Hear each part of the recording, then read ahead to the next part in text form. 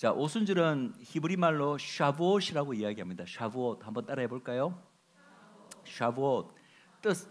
뜻은 seven weeks, 즉 7주라는 의미입니다. 그런 의미에서 영어로 이 오순절 어떻게 부르냐면 Feast of Weeks, 그냥 주들의 절기 이렇게 부르기도 합니다. 사실은 이 주들 가는 게 7주라는 얘기예요. 그래서 우리나라 말로 어떤 사람들은 77절이라고도 부릅니다. 77이 49. 왜냐하면 언제부터? 초실절로부터 49일 후인 거죠. 그래서 초실절이 주일이기 때문에 주일로 결정되기 때문에 주일로부터 7의 배수인 날짜 후는 항상 요일이 같은 날짜죠. 그래서 오순절 역시도 주일이 되는 거죠, 항상. 그죠? 예, 그걸 아시기 바랍니다. 그리고 이제 영어로 또 펜테코스트라고 부르죠, 오순절. 그 이야기는 이제 영어로는 펜테코스트라고도 부르는데 이 히브리 말로 욤 하하미심이라고도 부르는데 이 날을 그거는 이제 50일째 날이라는 뜻입니다. 초실절을 포함하면 50일째 날이고 초실절을 포함하지 않으면은 49일 후가 되는 거죠. 예. 그리고 또 이거를 어떻게 부르냐면은 하까찌르라는 히브리 말로 부르는데, 왜냐하면 이때 이제 새로운 곡물을 추수를 합니다. 이스라엘에서. 그 곡물이 뭡니까? 밀입니다. 그래서 맥추절이라 합니다. 어떤 때는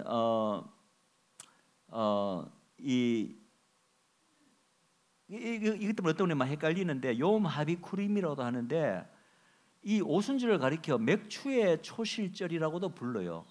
그래서 이 오순절하고 초실절을 막 이렇게 혼동하시는 분이 있어요. 맥추의 초실절로 부르기 때문에. 그런데 그런 게 아닙니다. 이 초실절은 따로 있고, 초실절에는 뭐가 바쳐지죠? 왜 초실절에 드리는 이삭한단이 뭐죠? 보리입니다. 보리고 밀은 아직까지 수확이 안 될 때예요. 그게 초실절이고, 그 다음에 50일 후에 이제 밀이 처음으로 수확돼서 드려지는 게 오순절이라는 것이죠. 그래서 밀로서는 처음으로 이제 드려지는 거기 때문에 그래서 맥추의 초실절이라는 표현이 드는 거죠. 사실은 밀이나 보리나 다 맥이죠. 하나는 대맥이고 하나는 소맥이고, 그죠? 예. 그리고 이제 또 하나 명칭이 뭐냐면 하그마탄 토라라고 이제 부르기도 합니다. 제 끝줄을 보시면은 이 하그마탄 토라는 왜 그러냐면 이 오순절날 어떤 일이 발생했느냐 하면, 우리는 오순절 하면 뭐부터 떠오릅니까? 오순절 성령 강림, 사도행전 2장 그것부터 떠오르겠지만, 유대인들은 아직까지 그런 건 생각하지 않고, 유대인들은 벌써 그들이 오순절을 한번 겪었습니다.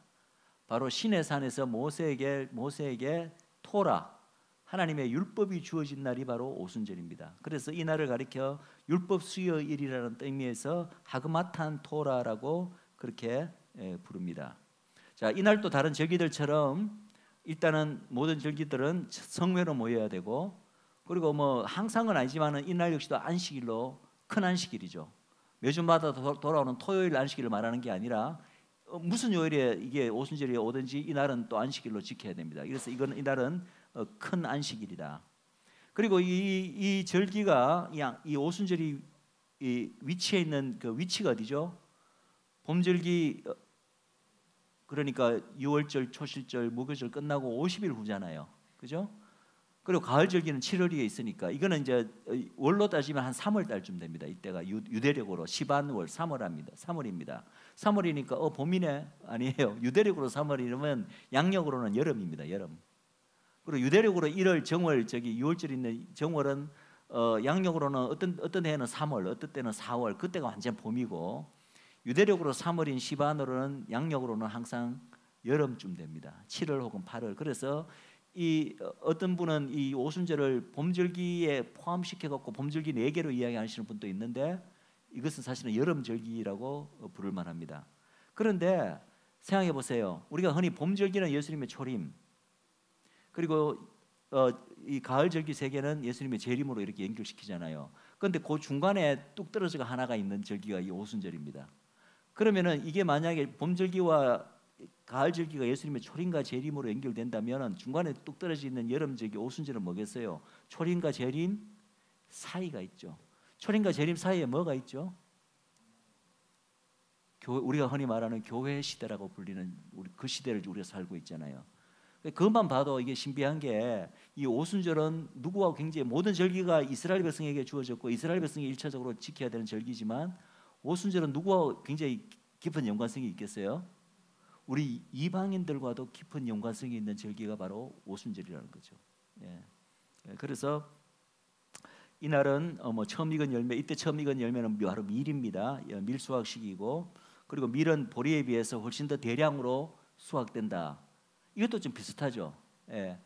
예를 들어서 이스라엘이 처음에 그러니까 봄절기 때, 봄절기는 보리인데 보리는 소량이 수확됩니다. 예수님이 막 오셨을 때 그때는 예수 믿는 사람들이 아주 소수였습니다. 초기 교회가 탄생할 때는. 그러나 지금 보세요. 오순절이 그 중간이잖아요. 중간에 있는 이때는 밀이 수확되는데 밀이 엄청나게 대량으로 수확되죠. 지난 2000년간 이 교회 시대, 소위 초림과 재림 사이에 이 이방 시대를 거치면서 얼마나 많은 영혼들이 수확됐습니까? 이것도 참 기가 막히게 또 맞아 들어가죠. 그래서 이 이스라엘의 농경 이 주기하고 이 절기가 이렇게 연결지어진 게 참으로 신비하다라는 생각이 저절로 들어갑니다.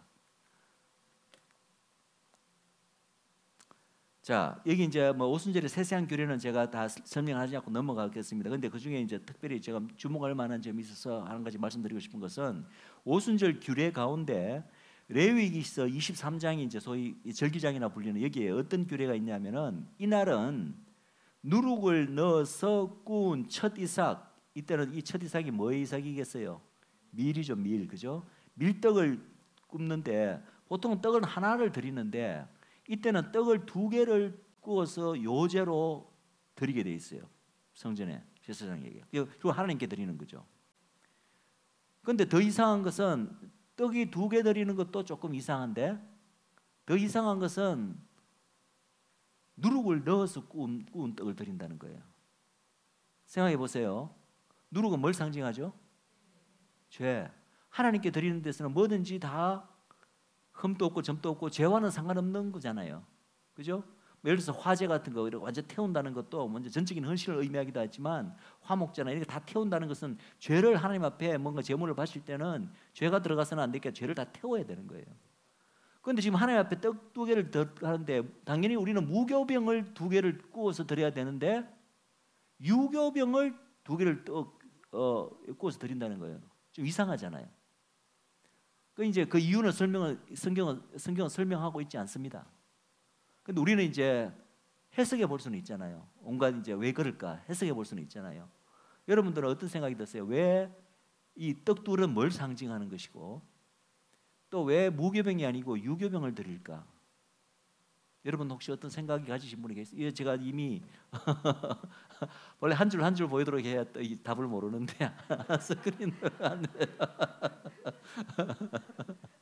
그렇게 시간을 또 너무 많이 들 것 같아서 제가 좀 시간을 줄이려고 이렇게 한꺼번에 보이는데 이거는 그냥 여러 다양한 설명줄 해석들 중에 하나일 뿐입니다. 한번 여러분들 들어보시고 make sense 하는지 make sense 한다는 말은 말이 되는지 한번 생각해 보시기 바랍니다. 몇 가지 얘기했는데 제가 제일 마음에 와닿는 것은 이 둘은 하나님의 이 구속사에서 하나님이 구속사의 어떤 그 도구로 사용하시는 굉장히 중요한 두 집단이 있습니다. 그 집단이 뭐겠어요?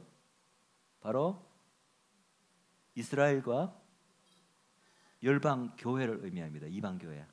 이스라엘 민족을 먼저 하나님 백성 삼으시고 그다음에 예수님을 통하여 열방 교회를 이스라엘에 접붙여서 열방 교회 역시도 이스라엘에게 약속된 모든 언약적 축복을 같이 함께 받을 수 있는 언약의 동반자로서 하나님의 백성으로 편입시킨 것이 바로 열방 교회 아닙니까?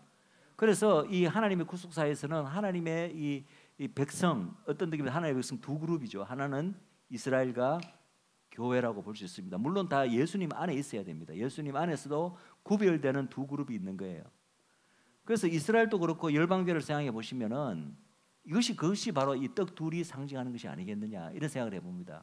그렇다면 왜 유교병일까 이 생각을 해보는데 만약에 누룩이 죄를 상징하는 것이 맞다면 여러분 우리는 물론 예수 그리스도로 말미암아 우리가 이제 그분이 우리의 모든 죄를 담당하셨기 때문에 이제 우리의 죄 사함을 받았습니다. 그러나 하나님 앞에서 우리가 죄 없다고 여김을 받을 뿐이지 실제로 우리가 죄가 없습니까? 여러분 교회라고 다 죄가 없습니까? 더 1차적으로 이스라엘 백성 해보세요. 하나님의 백성 삼으셨는데 이스라엘 백성이 죄가 없습니까? 죄가 있잖아요. 너무나 부족하잖아요. 늘 넘어지잖아요. 허물이 있잖아요. 그런데 중요한 것은 그 허물이 있는 이스라엘과 여전히 죄가 있는 열방 교회를 하나님께서 받아들이신다는 거죠. 왜? 뭐가 있었기 때문에? 오순절 전에 뭐가 있었습니까? 유월절이 있었잖아. 유월절을 통과하고 왔거든. 초실절이 있었잖아요. 부활을 통과하고 왔거든. 여전히 죄는 있지만 그 죄값을 누가 미리 다 치르셨어요? 유월절 어린 양이신 예수 그리스도께서 다 치르셨잖아요. 그래서 하나님께서 우리가 여전히 죄가 있음에도 불구하고 우리 스스로 돌아보면 하나도 하나님 앞에 뜻한 게 없음에도 불구하고 우리가 하나님 앞에 의롭다라고 누가 여겨주시는 거예요? 하나님께서 우리를 그렇게 여겨주시는 거예요. 그렇게 칭해 주시는 거예요. 그래서 칭의라고 이야기했습니까? 예. 이제 여러분 아시겠죠? 우리는 죄가 있지만 하나님 앞에서는 너희가 내 아들이 벌써 너희들의 모든 죄값을 치렀기 때문에 내가 너희들이 죄가 있음에도 너희들은 하나님의 자녀로 거룩한 백성으로 받아들여 준다라는 것을 상징하는 것이 저는 바로 누룩이 들은 이 유교병 2개를 하나도 아니고 2개를 받아들이는 바로 오순절에서. 그래서 오순절은 단순히 이스라엘 절기가 아니고 여기 벌써 뭐가 들어가 있습니까? 이방도 하나님께서 하나님의 자녀로 삼으신다는 이 놀라운 진리가 이 오순절의 안에 벌써 규례 안에 그 안에 상징되어 있다는 거죠. 예. 그리고 이제 어린 양 둘입니다. 이거는 조금 다릅니다. 어린 양 둘도 그러면 하나는 이스라엘이고 하나는 이방 교회를 의미하는가? 이 부분은 조금 의견을 좀 달리하는, 저는 개인적으로 의견을 달리하는데 뭐 똑같은 의미를 가진 게 하나는 떡 둘고 하나는 또 그 밑에 또 어린 양 둘로 똑같은 의미를 가진 게 그렇게 들어진다는 게 그거보다는 조금 다른 의미가 있다고 저는 생각합니다. 이거는 제 개인적인, 왜냐하면 어차피 해석의 영역이고 정답이 없는 영역입니다. 그러나 성경적 전체의 그 계시와 진리로 성경이 밝히는 성경적 진리에 비추어 봐서 과연 어떤 해석이 가장 성경적이고 가장 합리적이냐 그걸 따질 뿐이지 이것이 정답이다 저것이 정답이다 지금 이런 영역이 아니잖아요. 이런 영역은, 그죠? 그래서 어린 양 둘을 또 바치거든요. 그럼 이 어린 양 둘은 왜 바치는가? 양과 떡에는 좀 차이가 있죠. 양은 어떤 의미로 보통 바치십니까? 희생양적인 의미를 가집니다. 하나님이 받으시는 인류 구원을 위해서 희생양적인 역할을 하는 2 존재가 있다는 거죠. 그 중에 한 분은 우리가 다 알듯이 진짜로 죄가 없는 한 분 계시죠. 하나님의 어린 양 예수 그리스도를 의미합니다. 그런데 나머지 양 하나는 보면은 역할은 비슷하게 희생양적인 역할을 하는데 예수님하고는 좀 다르죠. 왜냐하면은 죄가 있기 때문에. 예수님은 죄 없는 진짜 순전한 죄 없으신 희생양 어린 양이라면 죄는 있지만은 그러나 그분 자기 그 왕을 따라서 자기 민족의 왕을 따라서 본인들이 좋아하든 싫어하든 원했든 원하지 않았든 비슷한 그 궤적을 걸었던 한 민족이 있습니다. 그 민족이 어느 민족입니까? 이스라엘 민족. 이스라엘 민족이 희생양적인 역할을 좀 했다는 거죠. 그 이야기가 바로 로마서 11장에서 사도 바울이 이야기하고 있습니다. 그들은 바로 그들이 왜 넘어진 줄 아느냐? 바로 너희 열방 구원을 위해서 넘어졌다. 그래서 넘어졌다는 말은 예수님에 대해서 눈이 가리워졌다는 얘기를 하는 거예요. 십자가로 초림으로 오신 예수님을 거부한 사건을 말합니다. 물론 그 거부한 데는 그들의 목이 곱고 그들의 마음이 완악하고 그들 스스로의 악함 때문에 원인이 있었겠지만 그게 원인이 100% 다가 아니라는 거예요. 하나님이 인류 구원, 특히 이방 구원을 위해서 예수님이 십자가에 돌아가셔야 되니까 그들이 다 눈이 열리고 예수님을 그들의 기다리던 메시아로 받아들였으면 예수님이 십자가에 돌아가실 수가 있어요, 없어요? 못 돌아가시면은 복음이 발생합니까? 복음이 없잖아요. 복음이 없으면 우리 이방 구원은 이스라엘은 미리 하나님 구약 때부터 하나님이 언약 맺은 백성이라서 어떻게 된다지만 우리 열방은 언약도 없고 복음도 만약에 없다면 우리는 무슨 수로 구원받습니까? 그죠? 그래서 하나님께서 이스라엘 백성의 눈과 귀를 영적으로 눈과 귀를 막으셔서 그들의 메시아에 대해서 못 알아보도록 하는 그런 어떤 섭리적인 측면이 있다는 거죠. 그 이스라엘 민족이 넘어지면은 하나님의 섭리적인 역사함이 있다. 그렇다면 이스라엘 민족이 온 인류 구원을 위해서 어느 정도 그들의 왕처럼 그들의 민족적 왕이 걸었던 그 길을 어느 정도 좀 본인들이 원하지는 않았겠지. 본인들은 또 어떤 역할을 하는지도 몰랐겠지. 그렇음에도 불구하고 뭔가 그 길을 따라 그런 측면이 있다는 거죠. 그게 바로 희생양적인 측면이다. 그런 역할을 감당한 이 원래 처음 언약 백성 삼은 이 이스라엘을 하나님께서 마지막에 구원 안 해주시겠어요? 하나님은 공의로우신 분이고 자비로우신 분인데, 그죠? 그것만 생각해도 하나님께서는 이 원래 의도하셨던 뜻하셨던 이방 구원을 충분히 이루시고 나면 어떻게 되겠어요? 원래 택하신 이스라엘 백성을 마지막에는 결국은 회복시키시고 구원해 주시는 것이 저는 우리가 아는 하나님, 너무나 의로우시고 너무나 공의로우시고 자비로우신 하나님이시라고 저는 그렇게 생각합니다. 그런 이런 모든 구속사 전체의 이 그림을 우리가 담고 이 오순절 규례를 보니까 이 어린 양 둘은 어쩌면 그러면 예수님과 이스라엘을 상징하는 것일 수도 있겠다라는 생각이 드는 거죠.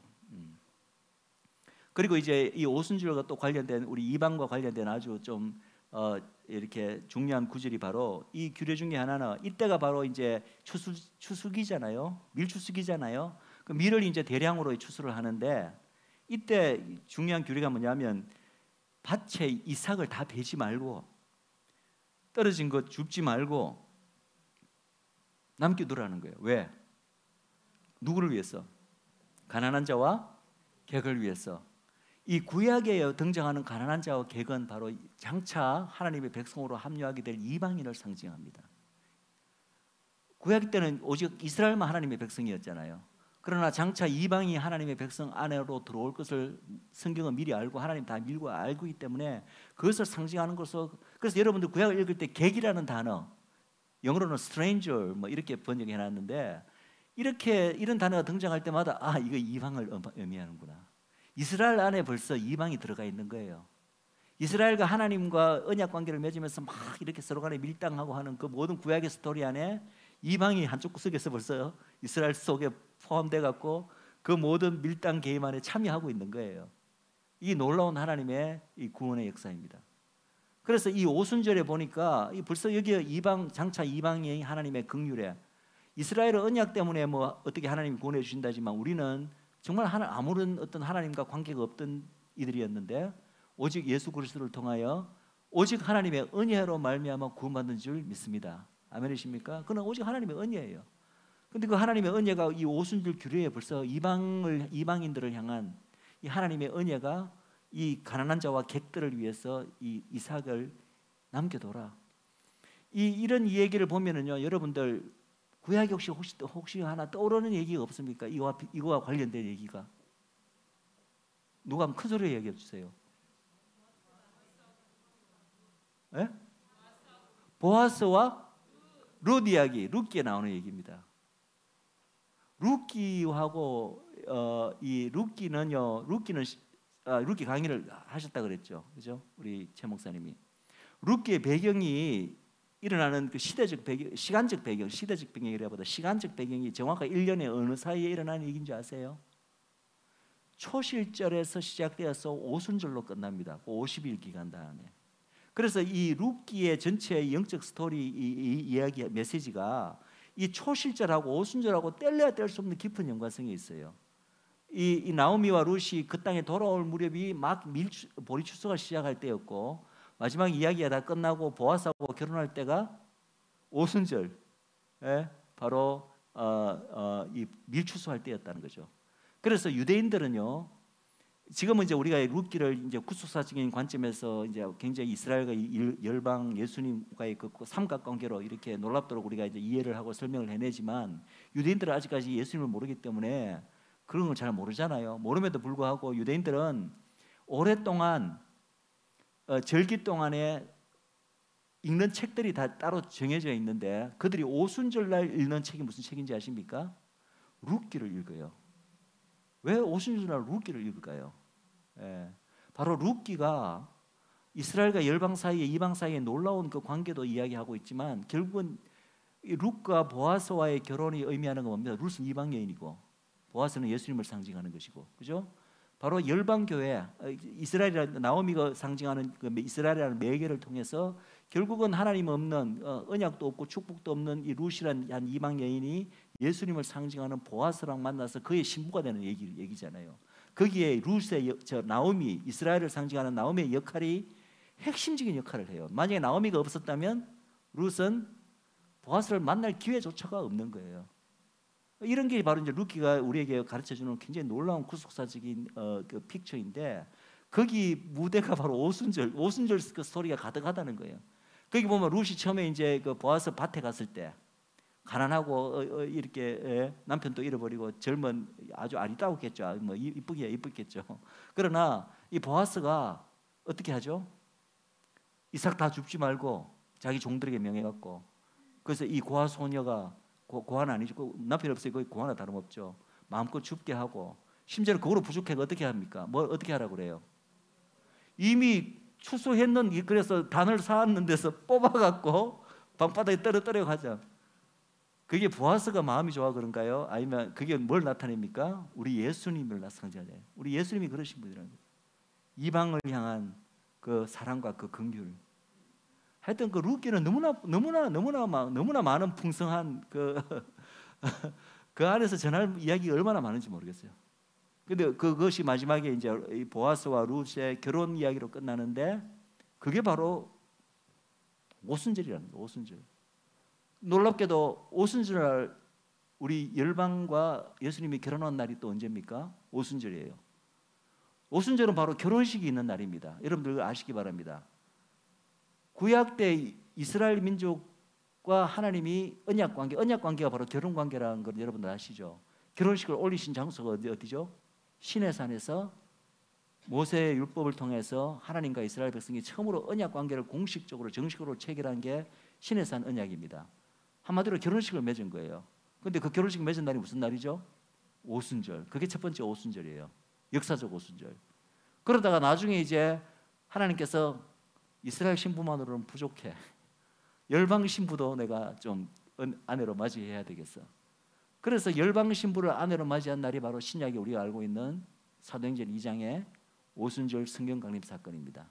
바로 오순절은 바로 결혼식이에요. 결혼식. 뗄래야 뗄 수 없는 그 결혼식이 일어난 날이 오순절이다. 그런데 룻기가 바로 마지막에 그 오순절 그 시즌에 보아스와 이방 여인의 결혼식으로 이야기가 딱 끝나잖아요. 그게 얼마나 놀랍습니까? 예. 어쨌든 뭐 그 이야기하면 또 룻기로 이야기로 넘어가야 되기 때문에 그래서 그만하고 넘어가겠습니다. 자, 민수기에는 보면 이제 열매 밀을 드린다 뭐 이런 거 다 넘어가겠습니다. 그리고 이제 신명기 규례를 보면은 이날은 오순절 날은 특별히 하나님께서 예물을 좀 많이 좀 너희들이 드려라. 하나님이 복을 주신 대로 스스로의 힘을 헤아려 자원하는 심령으로 예물을 좀 드리라라는 조금 좀 특이한 규례가 여기 있습니다. 오순절 날 기억하시기 바랍니다. 그리고 또 하나 한번 보십시오. 신명기 16장 9절에서 12절 이 오순절 규례에 보면은 이스라엘 중에 거하는 객과 고아와 과부와 함께 여호와께서 그 이름을 두시려고 택하신 곳. 이 표현이 굉장히 자주 등장하죠. 절기의 모든 규례에 보면 여호와께서 그 이름을 두시려고 택하신 곳이라는 이런 특유한 표현이 계속해서 등장합니다. 이게 어디죠? 여호와께서 그 이름을 두시려고 택하신 곳이 어디입니까? 예루살렘. 예루살렘이 얼마나 중요한 거 아시겠죠? 예. 이 뭐 절기와 예루살렘은 뗄래 뗄 수가 없어요. 예. 그곳에서 어떻게 하라고요? 즐거워하라. 무조건 즐거워하라. 절기 가운데 7절기 가운데 무조건 즐거워해야 되는 절기가 딱 2개가 있습니다. 그 중에 최고로 즐거워해야 되는 절기는 사실은 마지막 초막절입니다. 여러분 벌써 이것만 봐도 하나 제가 중요한 실마리를 드렸는데, 크리스마스가 무슨 날이죠? 우리가 크리스마스를 가르쳐 뭐라고 부릅니까? 기쁨의 절기라고 부르잖아요. 크리스마스. 주님 오셨다. 기쁘다. 예. 근데 절기 가운데 가장 기뻐야 해야 되는 절기가 하나 있다고요. 그게 초막절입니다. 초막절에 뭐 그 안에 담긴 영적인 의미가 여러 가지가 많이 있지만, 그걸 한마디로 만약에 한 단어로 그걸 이렇게 요약해서 말해라 그러면은 저는 영어로 rejoice가 뭐죠? 기뻐하라. 기쁨의 절기, 그가 바로 초막절입니다.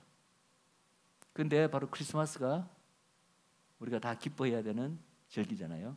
근데 초막절 말고도 또 기뻐해야 되는 절기가 하나 있는데, 그게 바로 오순절이고, 그리고 근데 그냥 기뻐하는 게 아니고 누구와 함께 기뻐하라고 되어 있어요. 여기 보면 객과 고와 가부, 여기에 또 누가 들어가 있을까요? 이방인들과 함께 기뻐해야 되는 거예요. 왜? 오순절날 뭐가 탄생했나요? 우리 이방이 마침내 교회가 탄생하고, 즉 아까 뭐라고 말씀드렸죠? 우리가 이방도 하나님하고 아무 상관이 없는 존재였는데 이날 하나님과 결혼식을 올린 날이고 하나님의 신부가 된 날이고, 그죠? 그러니까 이방 구원이 시작된 날이잖아요. 오순절 성령 강림 사건이. 그렇기 때문에 이 날은 이방인들로서는 기뻐할 수밖에 없는 날이에요. 근데 구약에 벌써 오순절에 규례에 보니까 이방인을 상징하는 객들, 고아, 과부들과도 함께 기뻐하라. 그래서 이 모든 절기가 영적으로 우리 이방 교회에게도 다 적용이 됩니다. 1차적으로는 이스라엘에게 적용되고 우리에게 다 적용되지만, 그중에 이방과의 상관관계가 가장 강한 절기가 두 가지가 있는데 둘 다 기쁨의 절기와 관계되어 있어요. 하나는 오순절이고 또 하나는 초막절이에요. 오늘 제가 초막절까지 강의를 할 수 있을지는 제가 확실히 모르겠지만 그 두 개가 우리 이방과는 너무나 뗄래야 뗄 수 없는 깊은 관계가 있는 절기가 오순절과 초막절입니다. 이방과 깊은 관계가 있다. 자, 넘어가겠습니다. 이건 아까 말씀드렸네요. 그래서 이들은 또 이 오순절을 유대교의 탄생일로 간주합니다. 유대인들은 왜 그럴까요? 오순절 날이 그들이 뭘 받았다고요? 토라를 받은 날이거든. 모세를 통해서 하나님의 법을 받은 처음으로 이제 받은 날이기 때문에, 유대교란 게 뭡니까? 모세의 법을 근간으로 하는, 그것을 출발한 것이 유대교 아닙니까? 그러니까 이 날을 유대교의 탄생일로 유대인들은 간주를 하겠죠, 당연히. 그리고 아까 제가 룻기 낭독한다고 했는데, 사실은 이 룻기 낭독하는 어떤 그 관례가 성전 파괴 이후에 이제 생겼답니다. 왜냐하면 성전 파괴 전에는 모든 절기들을 어디서 와서 시켜야 됩니까? 성전에 와서 시켜야 되는데, 로마에서 성전이 파괴되고 난 다음에 전 세계로 뿔뿔이 유대인들이 흩어지고 난부터는 성전에 못 오니까 그들이 그냥 편법으로 각지에 이제 자기들의 회당을 만들어 놓고 회당에서 이제 절기를 지키는데, 그때 이제 회당에서 이 룻기를 낭독하는 그런 관습이 생겼다고 이야기를 합니다. 그리고 요거는 이제 어떤 유병성 목사님이라는 분에게서 이제 제가 이렇게 참고로 한 것인데, 이런 식사인데, 식사가 이제 오순절날 그들이 하는 식사인데 성경하고는 아무 관계 없고 유대인들이 그냥 관습적으로 그 오순절 저런 식사를 하는데, 제가 특별히 저런 식사의 의미나 역사적 유래나 왜 저런 걸 하느냐 이런 거는 제가 따로 연구를 하지 않았고 성경적인 어떤 그것도 없기 때문에 제가 그냥 간단하게 소개하는 거로 그냥 넘어가도록 하겠습니다. 자, 그리고 이제 오순절은 언제인가라는 문제인데, 이거는 이미 제가 초실절 할 때 미리 말씀을 드렸기 때문에 빨리 넘어가겠습니다. 바로 초실절부터 세어서 50일째, 초실절 포함해서 50일째, 초실절 포함만 시키면 49일 이후가 바로 오순절이라는 거죠. 그래서 레위기 규정에 보면은 안식일 이튿날, 즉 초실절부터 세어서 7 안식일을 채우고 그 이튿날이 오순절이라는 거죠.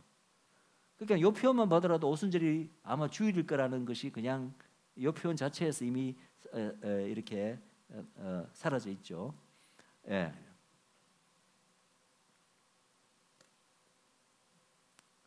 그리고 이제 이 부분도 제가 이미 미리 말씀드렸기 때문에 이제 이렇게 넘어갑니다. 오순절이 언제인가? 여기에 대한 견해가 두 가지가 존재하는데, 두 가지 존재하는 이유가 왜 그런지 아시겠죠? 초실절에 대한 견해가 두 가지이기 때문에 자연스럽게 오순절에 대한 견해도 두 가지일 수밖에 없는 거죠. 초실절을 무교절 첫날 큰 안식일 이튿날로 보는 견해가 첫 번째 견해고, 그 다음에 무교절 가운데 돌아오는 토요일 안식일 다음 날로 보는 게 두 번째 견해인데, 어느 견해가 맞다고요? 두 번째 견해가 맞다고 말씀드렸죠. 그래서 초실절은 항상 주일날이다. 그런데 첫 번째 견해를 따르는 사람들이 예수님 당시에도 바리새인들, 그리고 오늘날의 모든 유대인들이 첫 번째 견해를 따르고 있습니다. 그래서 그들이 첫 번째 견해를 따르다 보니까 초실절은 항상 요일이 아니라 큰 안식일인 1월 15일 다음 날이니까 1월 16일을 항상 고정적으로, 요일하고 상관없이 1월 16일을 초실절로 지키고, 그때부터 이제 50일 후니까, 즉 49일 이후니까 따져보니까 날짜가 언제가 나오냐면은 시반월 6일, 3월 6일로 오순절이 딱 정해져 있어, 날짜로. 그게 유대인들이 현재 오늘날까지 유대인들이 지키고 있는 오순절입니다. 근데 우리는 이렇게 지키지 않는다는 거죠. 우리는 어느 계례가 옳다? 두 번째 계례가 옳다. 즉 무교절 가운데 어느 요일이 될지, 어느 날짜가 될지 모르지만 어쨌든 무교절 가운데 있는 어떤 토요일, 안식일 그 다음 날, 즉 주일이 초실절이라는 거죠. 그러면 그때부터 이제 세어서 50일 후, 즉 49일 후가 되면 날짜는 고정 안 된다는 거죠. 근데 요일은 고정된다. 요일은 항상 주일이다. 예. 그래서 맹요 부근입니다. 3월 달 시반월 며칠 부근인데 딱 6일로 떨어지는 것이 아니라 며칠 차이가 있다는 거죠. 예, 그 차이가 있습니다. 대충 이제 해마다 날짜는 달라지는데 오순절은 대략 해마다 유대력으로 3월 5일에서 3월 11일 사이에 어떤 주일이 하나 딱 돌아오는데 그 주일이 오순절로 모든 열방 교회들은, 그리고 가톨릭은 그렇게 지키고 있는데 유대인들은 다른 날을 그냥 3월 6일 딱 이렇게 고정된 날짜를 오순절로 지키고 있다고 말씀드렸고, 그리고 이제 제가 어제 이미 말씀드렸지만, 그럼 예수님 당시에는 유대인들이 예수님 돌아가시던 해, 그리고 성령 강림이 있던 해는 과연 어느 쪽 의견을 따르고 있었을까, 유대인들이? 저는 처음에 요세푸스의 기록만 보고는 이 바리새인들 규례를 따랐으면은 그럼 예수님이 그 당시 유대인들이 지키고 있던 초실절과는 다른 날에 부활하셨고, 또 오순절 성령 강림도, 근데 오순절 성령 강림은 또 보면은 그때 유대인들이 지키는 그 오순절 날 성령 강림이 돼 있다고 돼 있거든요. 근데 틀림없이 그럴 리가 없는데, 왜냐하면은 바리새인들이 엉뚱한 날을 지금 초실절을 지키고 있었기 때문에, 요세푸스의 기록에 의하면. 그래서 그때는 고민을 했다고 말씀드렸죠. 근데 고민이 해결됐다고 말씀드린 거 기억나시죠?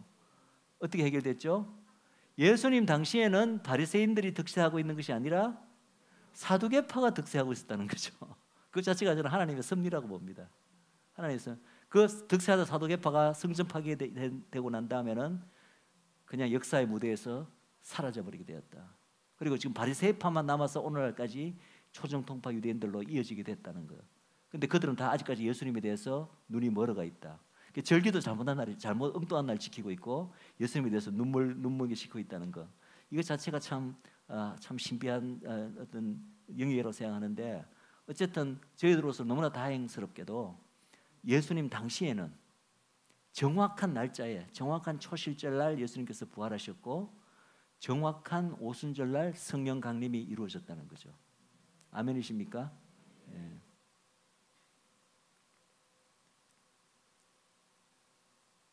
자, 오순절 역사적 성취, 이게 뭐냐면, 제가 처음에 절기 공부 시작할 때 모든 절기에는 세 차원의 성취가 있다. 혹시 기억나실지 모르겠는데, 농경적 차원이 있고, 그 다음에 역사적 어떤 그 절기와 연관된 역사적 사건이 있고, 그래서 그 사건을 통해서 한번 역사적 성취가 일어나고, 그러나 절기가 궁극적으로 가리키는 참된 의미는 다 누구를 가리킨다고요? 예수님에 의해서 또 진정한 성취가 일어난다. 그것을 제 세 번째 성취, 즉 영적 성취라고 저는 그렇게 이제 이야기를 합니다. 그런데 이제 오순절, 그리고 이제 이런 말도 한 건데 혹시 기억나실지 모르겠지만은, 우리는 보통 성취라 같으면 한 번의 어떤 사건에 의해서 뭐 예언이 성취되었다든가, 혹은 절기도 어떤 한 번의 어떤 사건에 의해서 이 절기가 성취되었다, 이렇게 쉽게 이렇게 말을 하는데, 그렇지 않다는 거예요. 예언도 그렇고 절기도 그렇고 많은 부분이 성경에는요 여러 번 성취가 됩니다. 그런데 여러 번 성취가 되는데, 여러 번 성취가 어떻게 일어나냐면은, 항상 그 패턴이, 성취되는 패턴이 어떻게 되냐면은, 처음에 성취될 때는 원래 예언된 대로, 혹은 원래 그 절기라면 절기가 갖고 있는 모든 뜻이 100% 다 성취되는 게 아니고, 그것에 아주 그 유형만 성취되는 거예요. 기본적인 핵심적인 골격만 성취되고 세세하게는 성취가 안 되는 거예요. 그걸 우리는 부분 성취라고 이야기합니다. 부분만 성취가 되는 거예요. 그런데 그 다음 성취가 일어날 때는 더 완전하게 성취가 되고, 그리고 마지막에는 궁극적인 성취라고 하는 것은 처음에 예언된 대로 그 세세한 부분까지 문자 그대로 다 그대로 성취가 될 때 그것을 궁극적인 성취라고 이야기합니다. 그래서 예언의 성취도 이런 방식으로 성취가 일어나고 절기도 대부분 이제 그런 식으로 성취가 되는데 대표적인 예가 오순절 성취입니다. 오순절 성취는요 3번에 걸쳐서 성취가 됩니다. 첫 번째 이제 일어나는 성취가 바로 여기서 보는 역사적 성취, 즉 이스라엘 백성이 출애굽하는 상황에서 한번 성취가 됐다는 거죠. 그리고 이제 미리 당겨서 말씀드리면 두 번째 성취가 우리가 잘 알고 있는 사도행전 2장에 교회가 탄생하게 되는 그 성취가 바로 두 번째 성취인데 그 성취 역시도 오순절의 궁극적 성취는 아니라는 거예요. 완전 성취는 아닙니다. 또 한 번의 궁극적이고 완전한 성취를 우리는 기다리고 있는 거예요. 그것은 바로 이스라엘의 궁극적인 민족적 회복과도 관계 있습니다. 그 궁극적 성취는 언제 이루어지는가? 예수님의 재림 때 일어납니다.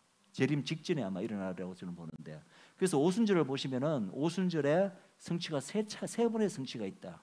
두 번은 이미 일어났어요.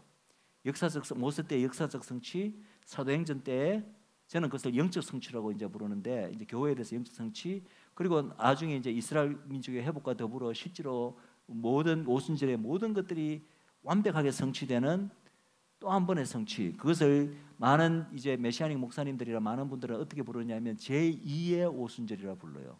사도행전 것을 제1의 처음의 오순절이고, 그때 우리가 기다리고 있는 그때 이스라엘 회복과 더불어 성취될 그 궁극적인 오순절의 성취를 제2의 오순절이라 성경에 등장하는 용어는 아닙니다. 그러나 그들이 이제 우리가 알고 있는 사도행전 2장의 오순절과 구분하기 위해서 그런 용어로 제2의 오순절이라는 용어를 이렇게 부르고 있습니다. 이제 ESV라고 된 데는 on the third new moon. 뉴문이 뭐냐 하면 월사길이거든요. 월사길은 항상 1일이 월사길을 뉴문이라 부릅니다. 즉 무슨 third new moon이라는 것은 유대력으로 3월 1일이라는 뜻이에요. 그러니까 ESV만 3월 1일 날 도착했다고 번역했고, 그 외에는 나머지 영어 번역들도 KGB라 뭐 NAS라든지 CEB라든지 LLT를 보면은 다 이렇게 보면은 그 번역을 보면은 애굽 땅을 떠난 지 대개 한 뭐 3개월 이후라든지 뭐 최소한 60일 이후에 다 도착한 그처럼 번역을 해놨다고요. 그러니까 이 번역은 다 엉터리 번역들이에요.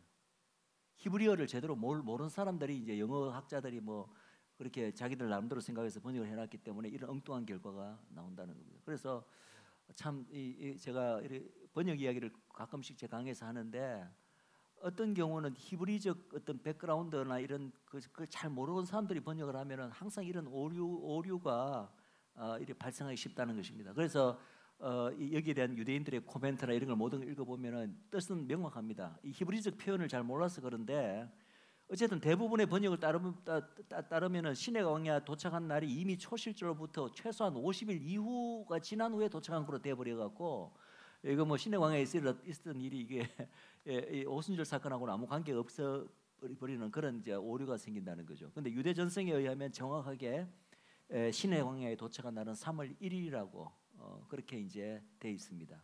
바로 히브리 원래 표현이 바호데스라는 표현인데, 이 표현이 유대적으로 어떤 의미를 가지고 어떤 용법으로 쓰이는가를 이 사람들이 잘 몰랐기 때문에 그냥 온갖 그런 다른 그거로 번역을 해놨다는 거죠. 그래서 여러분들 이런 거 다 상세하게 알 필요가 없고 그냥 결론만 하시면 됩니다. 도착한 날이 며칠이라고요? 시내 광야에 3월 1일. 그러면 이제 그때부터는 이제 쭉 읽어 내려가면 그 다음 날 무슨 일이 있었다, 그 다음 날이 무슨 일이, 이게 이제 그때부터 이제 얘기가 진행이 됩니다.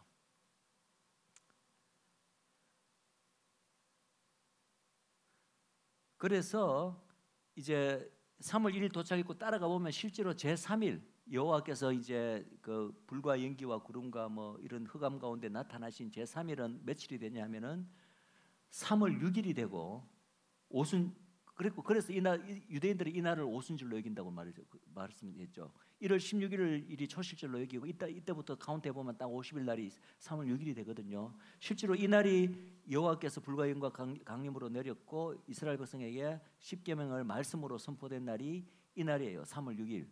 근데 놀랍게도 유대 전승에 하면 이 날을 또 요일을 기록해냈는데, 이 요일이 무슨 요일이냐 하면은 안식일, 토요일로 기록되어 있어요. 즉 뭡니까? 첫 번째 유대인들이 믿는 오순절 3월 6일은 주일이 아니고 토요일이 된다는 거죠. 그러면 이제 우리가 조금 의문이 생기죠. 우리는 틀림없이 이 이 오순절은 무슨 요일이 돼야 된다고요? 주일이 돼야 되는데 지금 하루 일찍 토요일 날 이 여호와의 영광이 내려왔고 그날이 제3일이고 유대인들에게 토라가 주어진 날이다. 이거 어떻게 된 건가? 저도 굉장히 또 고민스러웠겠죠. 저는 이런 거 가지고 고민을 합니다, 사실은. 남들은 아무도 고민하지 않는 이런 사건을 가지고 저는 고민을 합니다. 그런데요, 이제 답은 뭐냐면은 여기 참 또 저는 여기 놀라운 또 하나의 신비가 있다고 봅니다. 유대인과 이방인 사이에 오순절이 다르게 된 것 자체가 하나님의 좀 섭리적인 차원이 있다고 봅니다. 지금까지도 유대인들은 3월 6일을 오순절로 여깁니다. 당연히 그들이 지키는 3월 6일은 첫 번째 오순절은 토요일이었지만 해마다 또 요일이 계속 바뀝니다. 주일일 리가 없고 뭐 어떤 때는 주중에 떨어지기도 하고 막 그렇습니다. 그런데 중요한 것은 이때도 벌써 우리 이방인이 믿는 진짜 오순절에 뭐가 중요한 오순절에 대한 일이 발생했다는 것입니다. 이거는 제가 그냥 이제 아까 도착한 날이 3월 1일이라 보고 그 다음 날을 전부 다 이제 이렇게 아라비아 숫자로 이제 3월 며칠 2일이다 이렇게 바꿔서 제가 다시 한번 아까 보여드린 화면을 다시 보여드린 겁니다. 이거는 뭐 그냥 넘어가겠습니다. 자, 중요한 것은 제3일 지나고 난 다음에 아까 제가 이미 설명드렸지만 그 다음 날 사건이에요. 3월 6일이 토요일이었다고 말씀드렸죠, 금방. 근데 그 다음 날은 그럼 무슨 요일일까요? 주일이잖아요. 우리가 진짜로 믿는 오순절이 이 날이 있어야 되는데 이 날에 그러면 무슨 사건이 없었냐 하면 정말 너무나 중요한 사건이 있었는 거예요. 이 날에 보니까 아까 보니까 제가 미리 말씀드렸죠. 이 날이 어떻게 했느냐. 모세가 여호와의 모든 말씀을 기록하고 이른 아침에 일어나서 산안에 달을 잡고 12기둥을 세우고 제일 중요한 것은 이 날에 어떤 일이 있었다고요? 이스라엘 백성과 하나님이 공식적으로 언약식을 맺은 날이에요. 이 날이 3월 7일이 그러니까 6일이 아니고 3월 7일 주일날에 이스라엘 백성과 하나님이 공식적으로 피의 언약식을 맺은 날이 이 날이에요. 그리고 이때는 이제 뭐 모세, 나답, 아비후뿐만 아니라 70장로. 여러분 이스라엘의 70장로가 가지는 의미를 혹시 아세요? 그 혹시 누구 공부를 하셨는가? 이스라엘을 나타내는 숫자가 뭡니까? 12죠. 12지파. 그러면 70은 뭘 나타내는지 혹시 아십니까? 바로 딱 이렇게 이게 추측이 되지 않나요? 이스라엘과 70이 나타내는 숫자. 12는 이스라엘을 나타내고 70은 전체 온 열방을 나타내는 숫자입니다. 그걸 어떻게 알 수 있냐고요? 실질적으로 창세기 보면은 노아의 후손들에 대한 그 전 세계 열방 모든 민족의 족보가 나오는데 그때 등장하는 전 세계 열방의 민족의 수를 카운트해 보면은 70나라가 나옵니다. 그래서 70은 이스라엘을 제외한 온 열방을 나타내는 상징하는 숫자가 70입니다. 그리고 이것을 상징적으로 나타내는 참 기가 막힌 하나의 그게 나오는데 모세가 출애굽을 한 다음에 시내산으로 한참 가고 있을 동안에 처음으로 홍해를 건너자마자 처음으로 잠을 잔 장소가 어딘지 아십니까? 엘림입니다. 엘림이라는 장소에 잠을 잤는데 그 엘림에 대해서 출애굽기에 딱 한 줄 기록되어 있어요. 그냥 엘림이라는 곳에 진을 치고 잤다 이렇게만 되면 되는데 그 엘림이라는 장소에 어떻게 되냐면 엘림에 진을 쳤는데 거기에 12개의 물샘과 70그루의 종려나무가 있더라 이렇게 돼 있어요. 여러분 이게 뭘 상징하는지 아십니까? 12개의 물샘은 누구를 나타낸다? 이스라엘. 70그루의 종려나무는 온 열방을 나타냅니다. 그리고 그것은 놀랍도록 이스라엘과 온 열방과의 관계를 나타내고 있어요.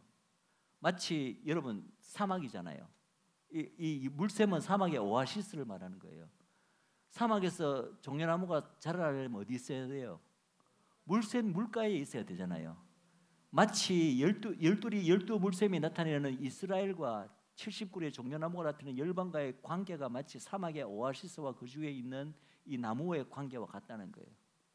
그것을 놀랍도록 예표적으로 예언적으로 보여주는 것이 바로 엘림입니다. 출애굽한 이스라엘 백성이 진을 친 엘림에 12개의 안 그러면 그게 몇 그루의 나무가 있었는지 뭐 어떤 게 있었는지 그 성경에 뭐 기록할 일이 없잖아요. 여러분 성경의 모든 기록은 별 뜻없이 의미 없이 기록된 게 하나도 없습니다. 여러분들 그런 마음을 가지고 보물찾기 하시면은 성경에 진짜 귀중한 보물들을 여러분들이 많이 발견할 수가 있습니다. 저는 확신합니다. 이 12개의 물샘과 70그루의 종려나무는 하나님께서 의도적으로 그렇게 그런 장소로 인도하셨고 그것이 의도적으로 성경에 기록되어 있다고 저는 확신하거든요. 그런데 그것이 우연이 아니라 바로 이스라엘과 열방과의 놀라운 관계를 예표하고 있다. 제가 지금 이 말을 한 이유는 여러분 예수님 때도 복음을 전하러 갈 때 12사도를 먼저 보내시고 그 다음 장에 또 어떤 얘기 나오죠? 70명의 또 제자를 뽑아서 또 온 데로 복음을 전하러 갑니다. 복음이 어디에 먼저 전해져야 됩니까? 이스라엘이 약속되기 때문에 이스라엘에게 먼저 전해지고 그 다음에 복음이 이스라엘을 넘어서 온 열방으로 나갈 것을 벌써 예수님 공생애 동안에 상징적으로 보여주시는 거예요. 처음에 12제자를 파송하시고 둘씩 짝지어서 그 다음에 70제자를 둘씩 짝지어서 보내주신 거. 이런 것은 굉장히 성경에 너무나 많은 예가 있는데 제가 지금 이 말을 하는 이유는 70장로 이야기를 하기 위해서거든요. 이스라엘은 12지파가 중심이기 때문에 12지파의 수장만 있으면 충분합니다.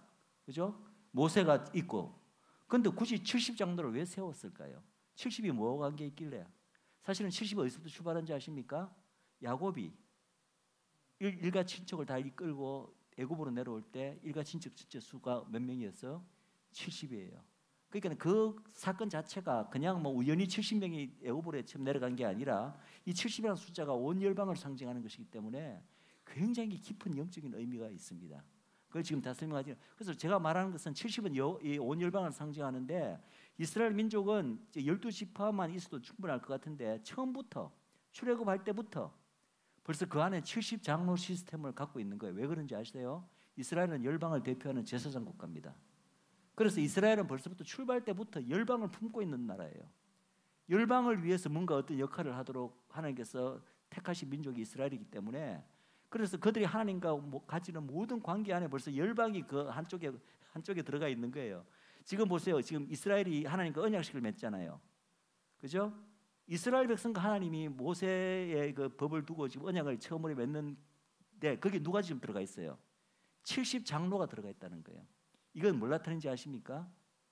장차 이방 나라들 역시도 하나님과 언약 관계 안에 들어올 것을 미리 예표적으로 보여주고 있는 사건입니다. 믿으십니까? 그러니까 구약이 이게 너무나 놀라운 책이라는 거예요. 성경을 보시면 이런 놀라운 그림들이 너무나 많이 밑그림으로 이렇게 숨어 있다는 것을 여러분들이 발견하게 됩니다. 그래서 어쨌든 여호와와 이스라엘이 언약식을 맺는데 바로 언약식이 뭐라고요? 결혼식이다. 하나님과 하나님의 백성이 정식으로 언약 관계를 맺고 하나님의 법을 매개로 하여 결혼하는 게 바로 오순절의 진짜 주제잖아요. 그래서 사실은 우리가 보건대는 이날이 3월 7일 주일이 바로 진짜 오순절인데 이날이 벌써 모세 때 벌써 이날이 언약식을 맺었고 피의 언약식을 맺는 이날이 진짜 오순절이라고 합니다. 그런데 유대인들은 토라가 고전날 주어졌잖아. 제3일에.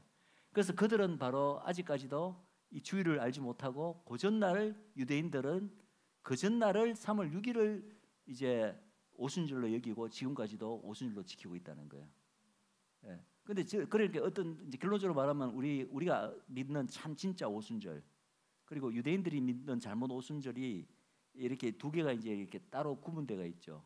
근데 저는 이게 어쩌면은 왜냐하면 열방과 이스라엘은 하나님께서 계속 구분해 나가시는 어떤 하나님의 섭리 경륜이 있기 때문에 결국 모든 게 이스라엘이 예수님을 알게 되고 그들의 눈이 모든 것이 열려갖고 하나로 한 세 사람이 되기 전까지는 이런 뭔가 이렇게 구분된 시스템이 가도록 하나님께서 허락하신 게 아닌가라는 생각도 가끔씩은 해봅니다. 그래서 지금까지도 유대인들은 3월 6일을 바로 이러한 이유 때문에 첫 번째 오순절도 3월 6일이었고 그들에게 있어서는 오늘날까지도 3월 6일을 오순절로 지키고 있는데 우리는 오순절을 어떻게 지킨다고요? 주일날.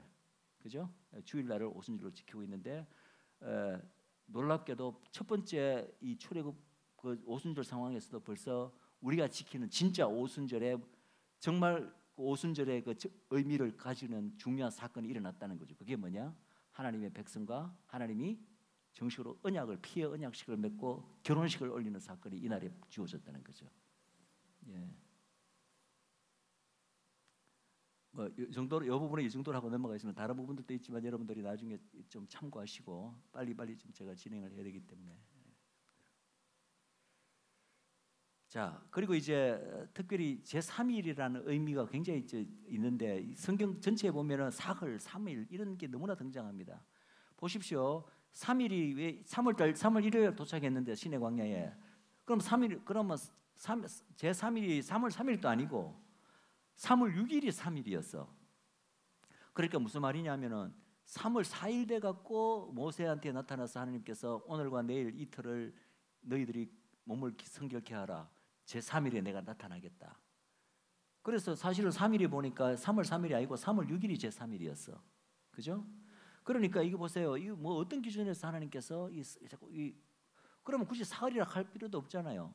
그냥 근데 이 3일이라는 것을 강조하기 위해서 하나님께서 또 3일을 막기 위해서 이스라엘 백성에게 이틀을 너희들이 스스로를 정결케 하라 이런 명령을 주셨다. 이것이 굉장히 큰 어떤 영적인 예언적인 의미를 가진다고 저는 생각합니다. 왜냐하면 이스라엘 민족의 회복과 관련해서 이 사흘이라는 3일이라는 숫자가 끝도 없이 성경에 계속 등장하거든. 그래서 이 제3일은 두 차원으로 구속 사건을 예표하기 때문에 구약 때부터 이 3이라는 숫자가 계속 등장한다고 믿는데, 하나는 예수 그리스도의 제3일의 부활을 나타내는 것이고, 예수님은 유대인들의 왕이잖아요. 그런데 왜 그러면 제가 이 말을 했죠. 예수님이 왜 다른 날 3일이 아니고 4일, 5일 만에도 부활하실 수 있었는데 왜 3일 만에 부활하셨을까? 바로 그분의 백성인 이스라엘 백성이 원래 하나님의 구속사 안에서 이미 얼마 만에 제3일 만에 부활하기로 그렇게 하나님께서 미리 다 정하셨기 때문에 그분이 왕이 그 민족의 왕이 오셔서 바로 제3일 만에 부활하는 것으로 그것을 보여주시기를 원했다. 그래서 이스라엘 백성이 3일 만에 부활한다는 말이 어디 있느냐? 호세아서에 있습니다. 이거 전에 한번 읽었습니다. 우리가 읽었기 때문에 넘어가겠습니다. 이스라엘 백성들은 그래서 이스라엘 백성이 3일간 부활하기 전까지 이 예에서도 보듯이 이스라엘 백성이 가만히 있다고 3일 만에 부활하는 게 아니라는 거죠. 하나님께서 어떻게 명령하셨죠? 이틀 동안 스스로를 정결케 하라. 이스라엘 백성은 아직 제3일에 아직 부활하는 그 날이 아직 이르지 않았는데 하나님께서 이스라엘 백성을 지금 정결케 하고 계시는 그 과정상에 지금 저는 있다고 믿습니다.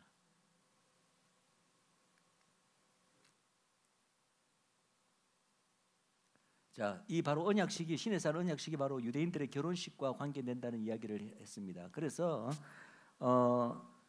이때 이제 하나님께서 하신 말씀이 이 언약식을 맺고 난 다음에 너희들은 내 백성이 되고 나는 너희들의 하나님이 되리라. 이 말이 무슨 말이냐면 내가 이제 나는 남편이고 너희는 내가 나의 아내로 삼으리라 말과 똑같은 말이에요. 예, 그런 말이고 유대 결혼식은 했다 그러셨나? 잠깐만. 유대 결혼식 하셨죠? 여러분들 유대 결혼식 이제 어떤 분이 이 시내산에 나타난 여러 가지 이 출애굽기에 묘사된 이 놀라운 이 장면과 유대 결혼식을 비교하면서 연구하신 분이 있더라고요. 연구를 해보니까 굉장히 비슷한 부분들이 많다는 거죠. 그러니까 지금 시내산에서 하나님이 이스라엘 민족과 언약식을 결혼식을 올리시는 장면인데 여기 나오는 여러 가지 요소들이 전통적인 유대 결혼식에 나타나는 요소들과 굉장히 겹치는 부분들이 비슷한 부분들이 많다는 것을 어떤 분이 발견했더라고요. 그래서 제가 그걸 읽어보니까 조금 말이 된다. 좀 완전히 억지는 아니다 이런 생각이 조금 들더라고요. 뭐냐 하면은 그 하나님이 강림하실 때 빽빽한 이 구름과 연기가 덮었잖아요. 그렇죠? 그게 바로 이스라엘 유대인들 결혼할 때 위에가 뭐가 덮이죠? 후파라고 흰 천이 덮이죠, 그죠? 그거와 또 연관되고, 그 다음에 막 번개가 있다고 그러죠. 번개가 이제 바로 유대 결혼식 때 키는 그 캔들, 그 촛불과 연결되는 것이고, 우레와 나팔 소리가 울렸다고 되어 있습니다. 시내산에서.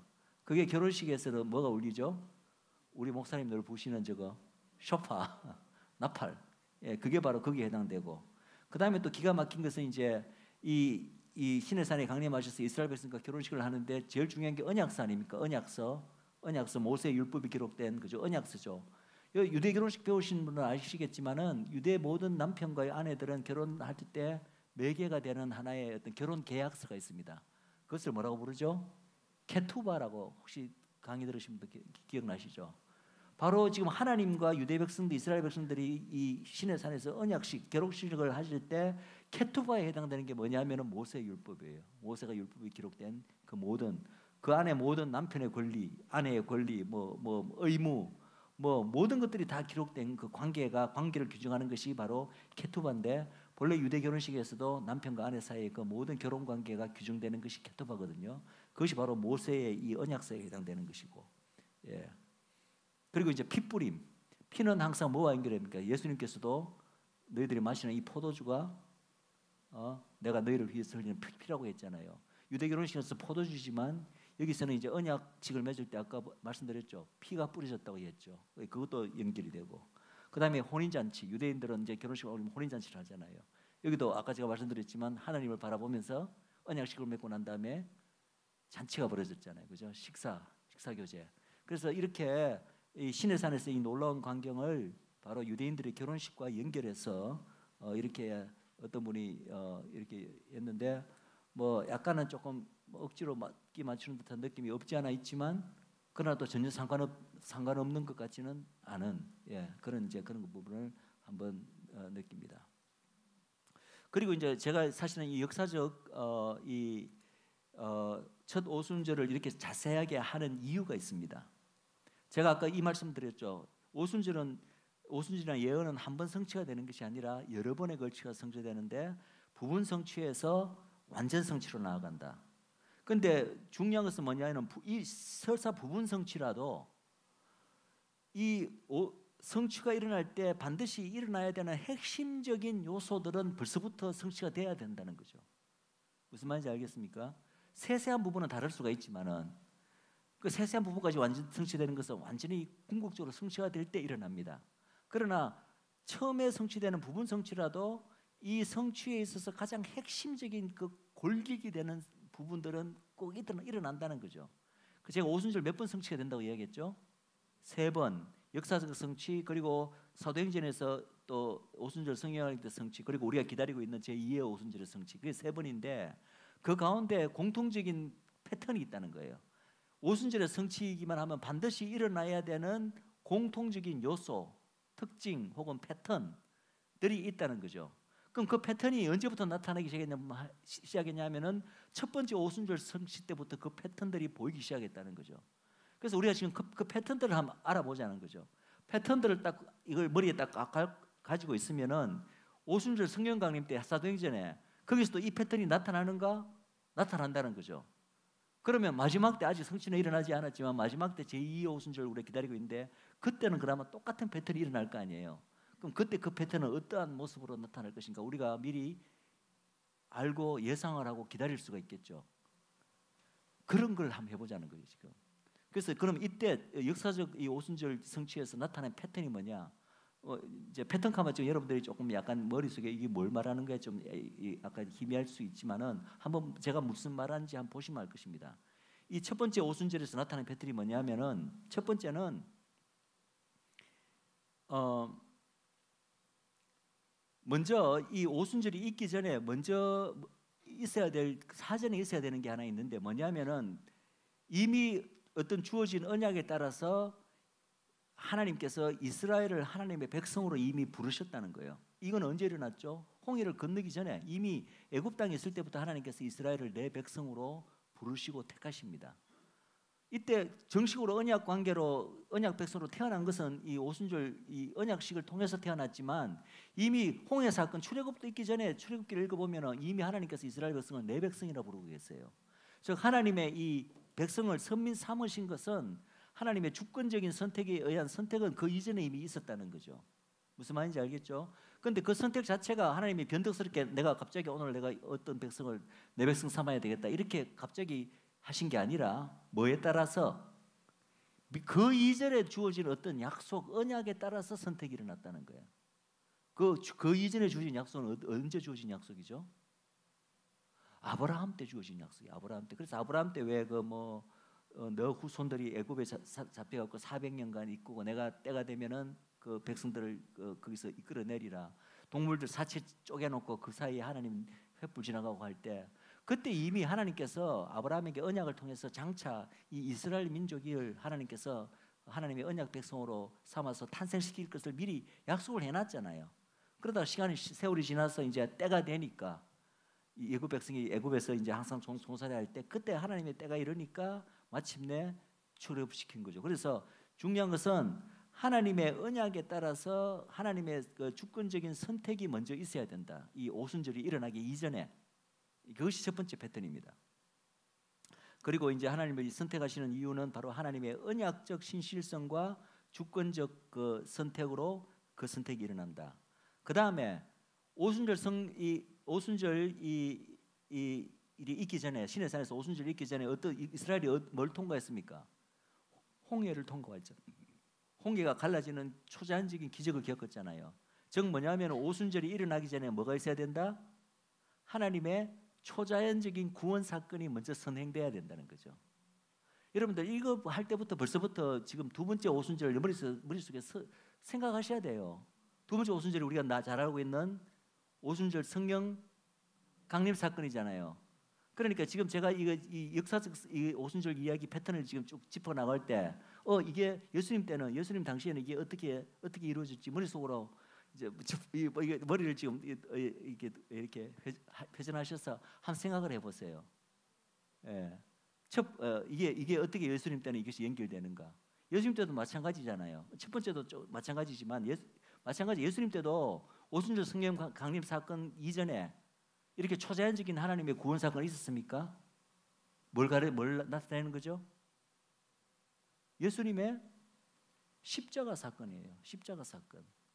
십자가 사건이 바로 오순절 성령 강림 전에 있었던 하나님의 초자연적인 사건 아닌가? 초자연적인 그 십자가와 부활 사건. 예. 그래서 이런 그 이전에 있었다. 예. 그 다음에 하나님이 이때 보니까 구름과 번개와 우레와 나팔 소리와 함께 시리아산 증산이 강림했잖아요. 이것은 뭘 나타낸 거예요?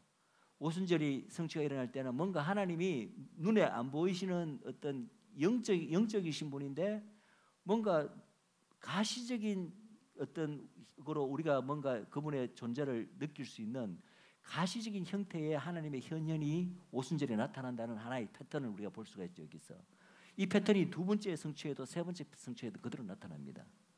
예.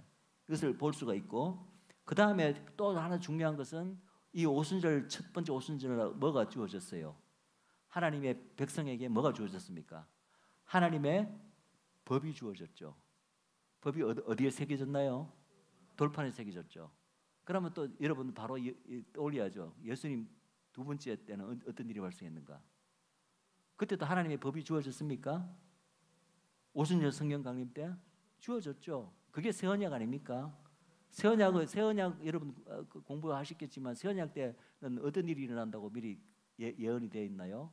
하나님의 법이 마음판에 새겨진다. 새겨지는 장소만 달라지는 거예요. 돌판에서 마음판으로 하나님의 똑같은 법이 주어집니다. 중요한 것은 오순절 날 하나님의 법이 주어진다는 거죠. 그래서 오순절은 결혼식인데 결혼식은 항상 4개가 되는 법이 있어요. 모세 때는 모세법, 그 다음에 새언약 때는 예수님 때는 바로 새언약이라는 또 하나의 새로운 체계, 그 법이 주어지는 거죠. 그래서 하나님의 법이 우리 하나님의 백성들에게 마음판에 새겨지고, 그리고 이제 제일 중요한 것은 이스라엘과 하나님이 어쨌든 이 오순절 날 언약 관계를 맺어서 결혼 관계로 들어가게 됐다는 거죠. 이것이 또 하나의 패턴인데, 보니까 신약 때도 오순절 성령 강림을 통해서 열방 교회와 하나님이 결혼식을 올린 거잖아요. 언약 관계에 들어가게 됐다. 이런 것이 이제 오순절에 나타내는 중요한 패턴인데, 이 중요한 핵심 패턴들이 첫 번째 오순절에도 벌써 다 그 패턴이 보인다는 거죠. 그럼 이 패턴이 사도행전 2장의 오순절 성령 강림에도 그대로 똑같이 나타나고, 아직 일어나지는 않았지만 우리가 기다리고 있는 제2의 오순절, 궁극적인 오순절 성취에도 이 패턴이 그대로 나타날 거라는 거죠. 그것을 우리가 지금 기다리고 있는 것입니다.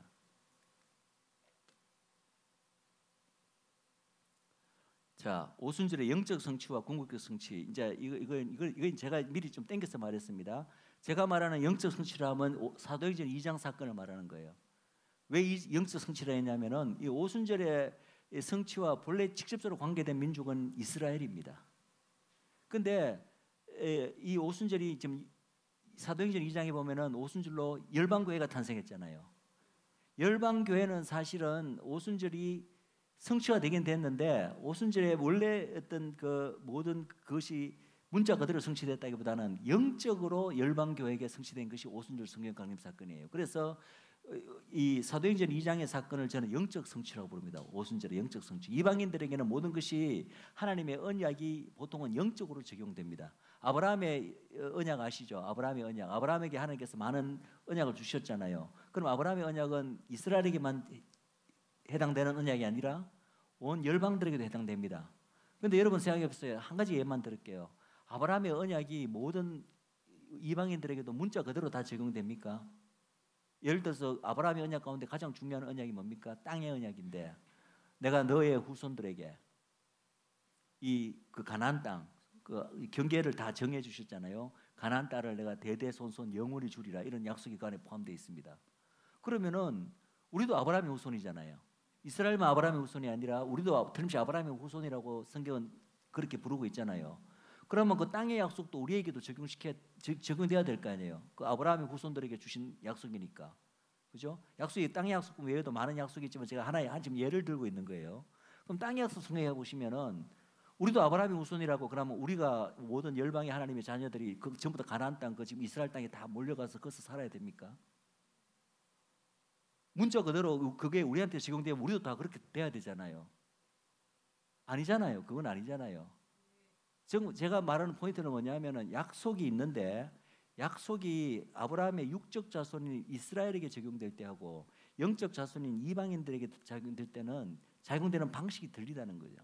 땅의 약속은 똑같은데 땅의 약속이 적용될 때는 이스라엘 백성들에게 적용될 때는 문자적으로 그 가나안 땅 지경 하나님께서 말씀하신 그 지경은 이스라엘 자손들이 적용되는 거예요. 그들은 그 땅에 들어가 살아가야 되는 거예요. 그러면 그 똑같은 땅의 약속이 우리 이방 크리스천들에게, 이방의 하나님의 자녀들에게, 이방의 하나님 이 아브라함의 후손들에게 적용될 때는 영적으로 해석되는 거예요. 그러니까 그 땅은 더 이상 가나안 땅을 의미하는 것이 아니라 그 땅은 뭐로 해석됩니까? 거기서는 온 지구가 됩니다. 그래서 장차 주님께서 오시면 하나님 나라가 온 지구에 이루어지고 우리 모든 열방의 하나님의 자녀들은 뭐를 상속받게 된다? 꼭 가나안 땅을 상속받는 게 아니라 온 지구에 이루어질 하나님의 나라를 상속받게 되는 거예요. 그러니까 땅의 약속은 이스라엘에게도 적용되고 열방 자녀에게도 적용되지만 적용되는 방식이 다르다. 이스라엘에게는 약속 그 자체를 문자 그대로 그게 그대로 적용되고 열방에게 그 땅의 약속이 적용될 때는 영적으로 해석되는 의미가 적용된다는 거예요. 지금 제가 그 차이를 말씀하기 위해서 이 오순절의 영적 성취란 말을 하는 거예요. 오순절이 원래 그 오순절이 의미하는 그 모든 것이 그대로 성취되려면 이스라엘에게 다 성취가 돼야 됩니다. 그런데 우리가 알다시피 그 사도행전 2장의 오순절 성령 강림 사건에서는 이스라엘에게 있어서는 오순절이 원래 의도했던 그 모든 것이 제대로 완전히 성취가 되지 않았어요. 오직 부분 성취만 일어났습니다. 그러나 어쨌든 그 결과로 이방 교회가 탄생했잖아요. 그 말은 오순절이 이방에게 적용돼서 영적으로 적용돼서 성취는 그때 이미 완전히 일어났다는 거예요. 원래 오순절의 대상이었던 이스라엘에게 대해서는 성취가 일어나기는 일어났는데 완전 성취가 아니고 부분 성취가 일어났다는 거예요. 그 당시는. 그래서 우리는 지금 완전 성취가 일어나기를 기다리고 있는 거예요. 누구에게 대해서? 이스라엘에게 대해서. 그 완전 성취는 언제 일어난다고요? 예수님 재림 때 일어나는 거예요. 그래서 여기서 영적 성취와 궁극적 성취를 제가 나눠 놓은 거예요. 영적 성취는 사도행전 2장의 열방에 대해서 벌써 일어났습니다. 그러나 오순절의 궁극적인 성취는 이스라엘에 대해서 제2의 오순절은 바로 예수님의 재림 무렵에 마지막 때 종말 때 일어나게 됐다는 거죠.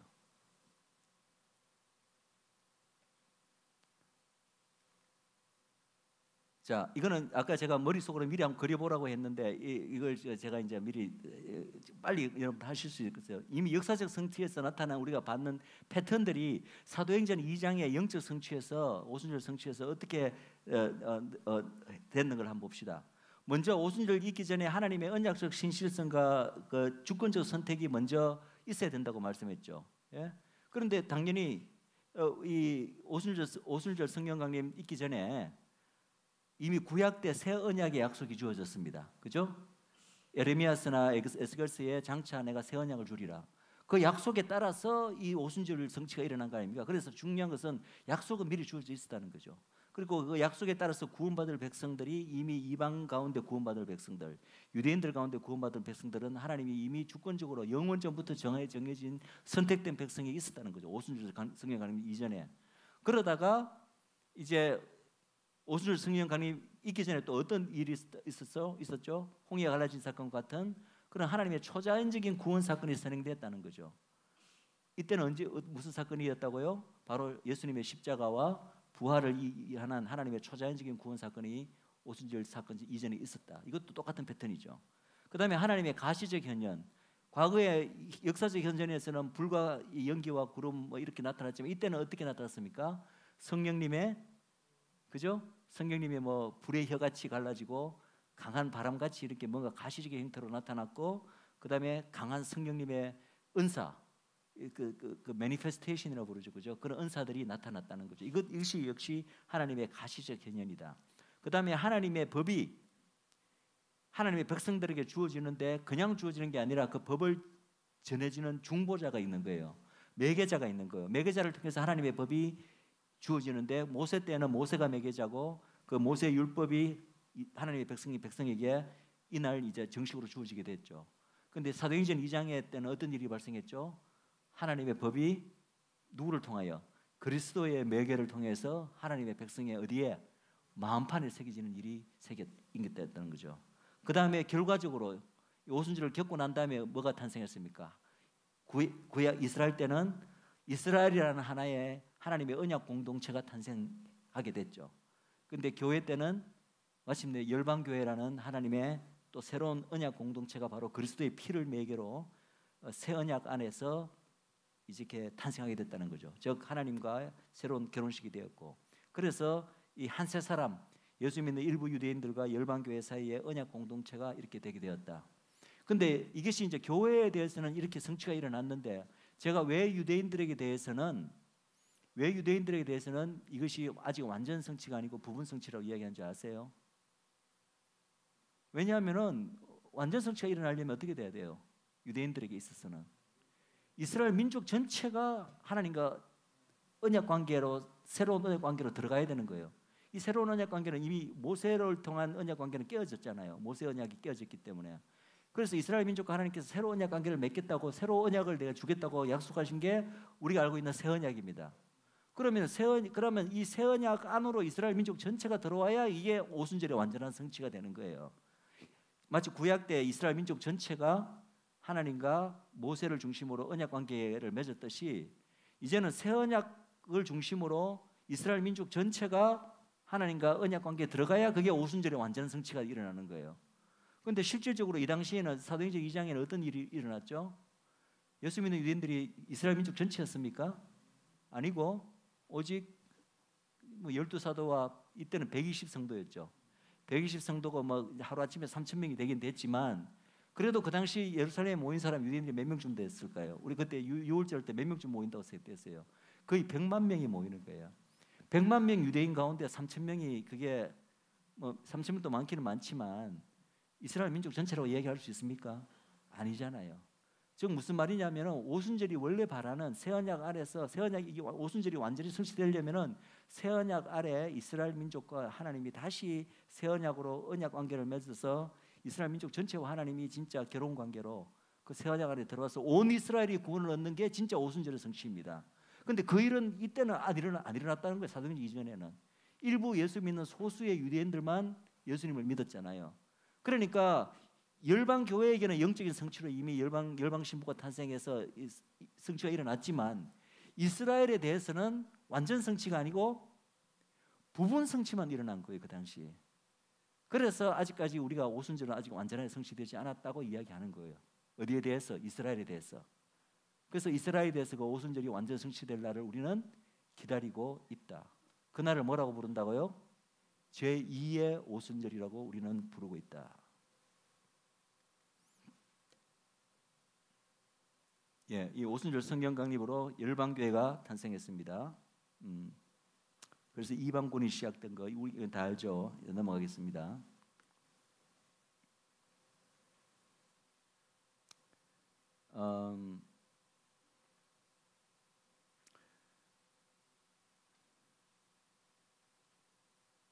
이 보십시오. 이 당시 이제 오순절 그 성령 강림이 났을 때 베드로가 설교하죠. 베드로가 설교할 때 그때 사도행전 2장 17절에서 21절을 보면은 이 설교 내용에 보면은 뭐를 인용하냐면은 요엘서의 말을 인용을 합니다. 요엘서 말을 인용하면서 여러분 이 말은 잘 아는 말씀이에요. 가라사대 내가 말세에 내가 내 영으로 모든 육체에게 부어주겠다. 모든 육체를 어떤 사람들은 만면으로 이렇게 번역을 해놨습니다. 그러면서 너희의 자녀들은 예언할 것이요 너희의 젊은이들은 환상을 보고 너희의 늙은이들은 꿈을 꾸리라. 그때 내가 내 영으로 내 남종과 여종들에게 부어주고 하늘에는 기사와 땅에는 징조를 베풀리니 해가 변하여 어두워지고 달이 변하여 피가 되리라 라면서 이 설교를 하면서 이 요엘서의 말씀이 오늘 응하였느니라고 베드로가 선포를 했습니다.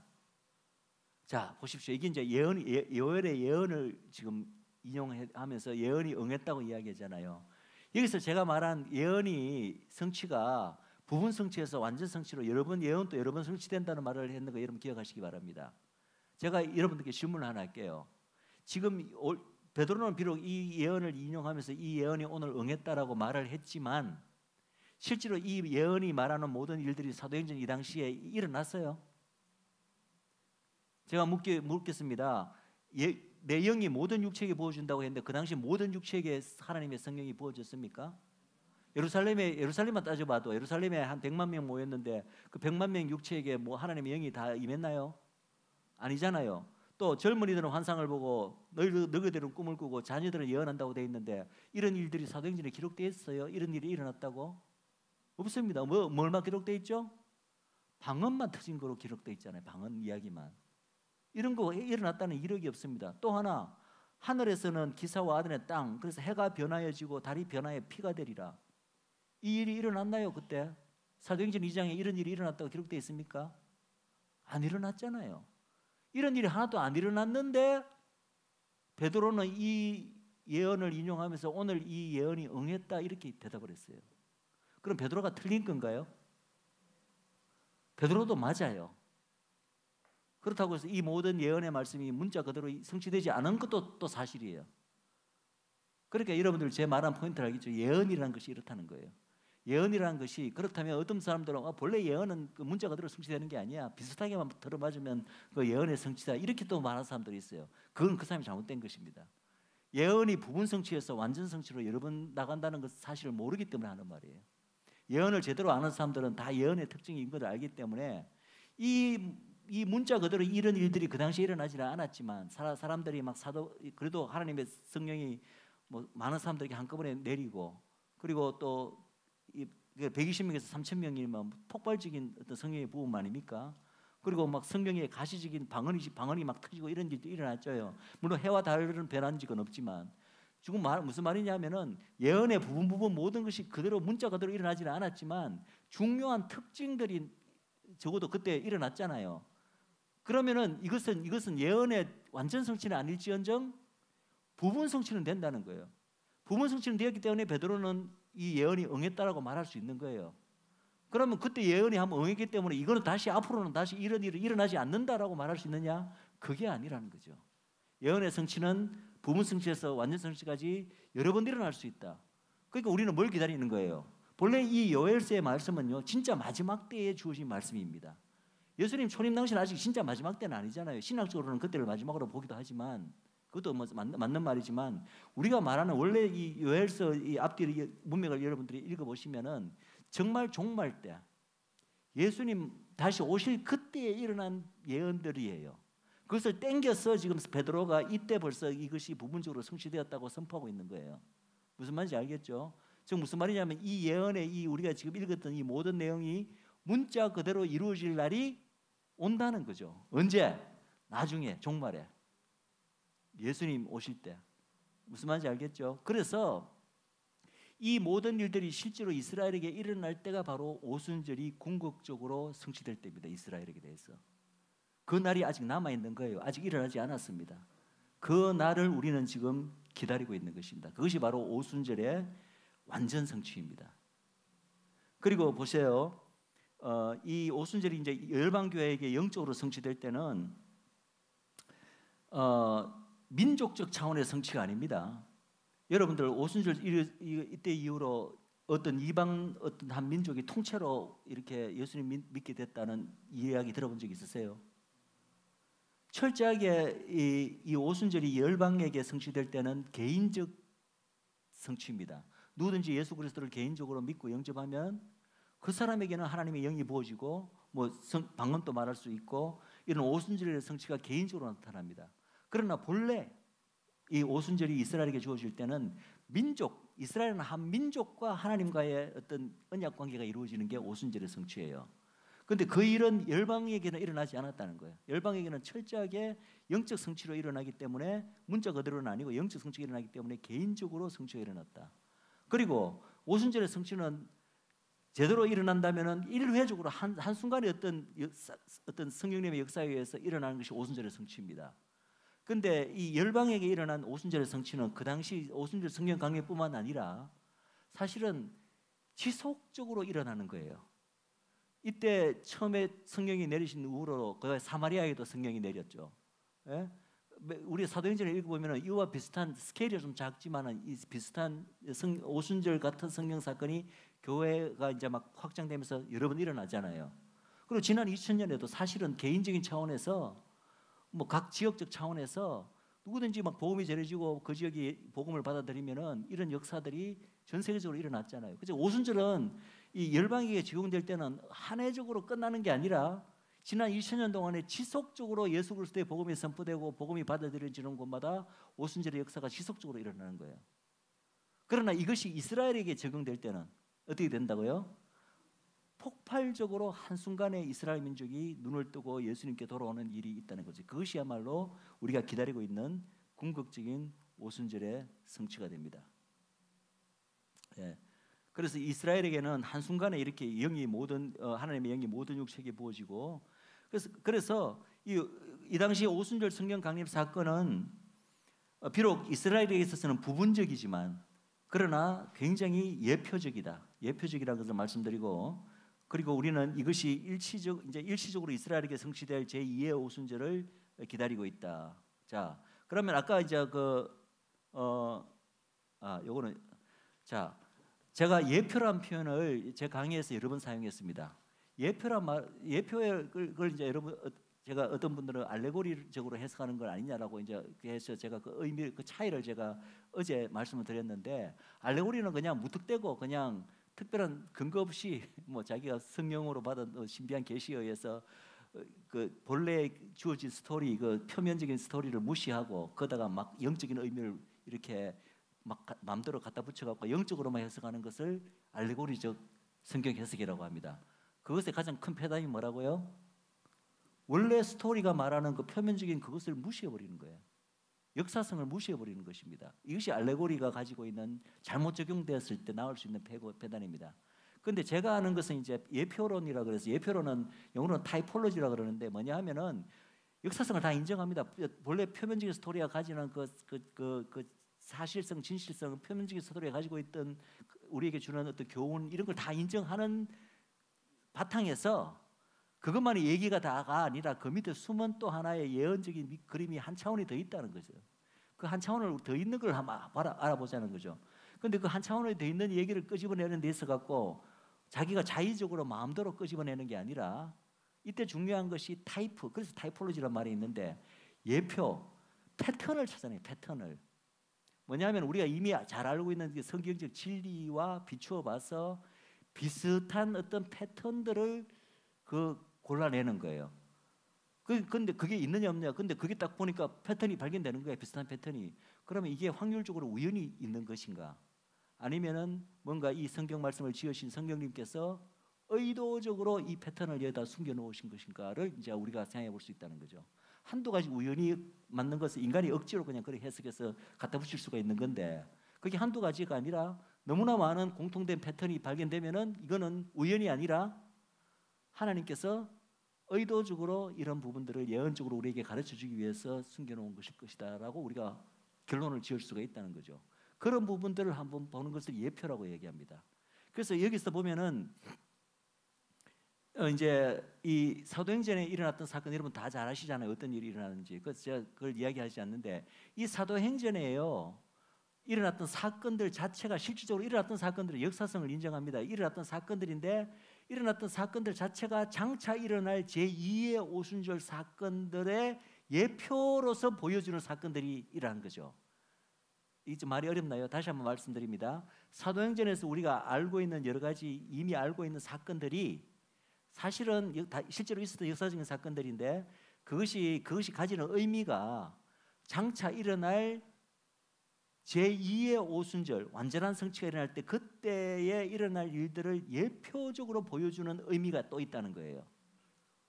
그럼 이제 구체적인 예를 보면서 이게 제가 무슨 말인지 여러분들 깨달을 겁니다. 자, 한번 보겠습니다. 여러분들 이 사도행전 사건 때 이스라엘에 어떤 일이 있었습니까? 바로 성경 하나님 믿기 전에 오순절이었기 때문에 전 세계 주변국에 살고 있던 유대인 디아스포라들이 오순절을 지키기 위해서 예루살렘으로 다 모여들었죠. 그리고 난 다음에 오순절이 터졌잖아요. 그러면은 이 주위의 디아스포라 유대인들이 이 이스라엘 땅으로 모여드는 것 자체가 하나의 예표라는 거예요. 뭐의 예표? 아, 마지막 때 종말론적인 사건이 있을 때는 전 세계의 유대인들이 이 제2의 오순절이 있기 전에 전 세계 유대인들이 실질적으로 고토로 다 귀환하겠구나. 근데 성경에 보면 많은 그 새 언약이 궁극적으로 이스라엘에게 성취될 때에 대한 예언의 말씀을 보면은 전부 다 어떤 말씀이 있나 하면은 내가 마지막 때에 전 세계의 열방으로부터 내 자녀들을 다 고토로 모아들이고 난 이후에 새 언약이 유대인들의 이스라엘에게 성취되리 이렇게 돼 있다고요.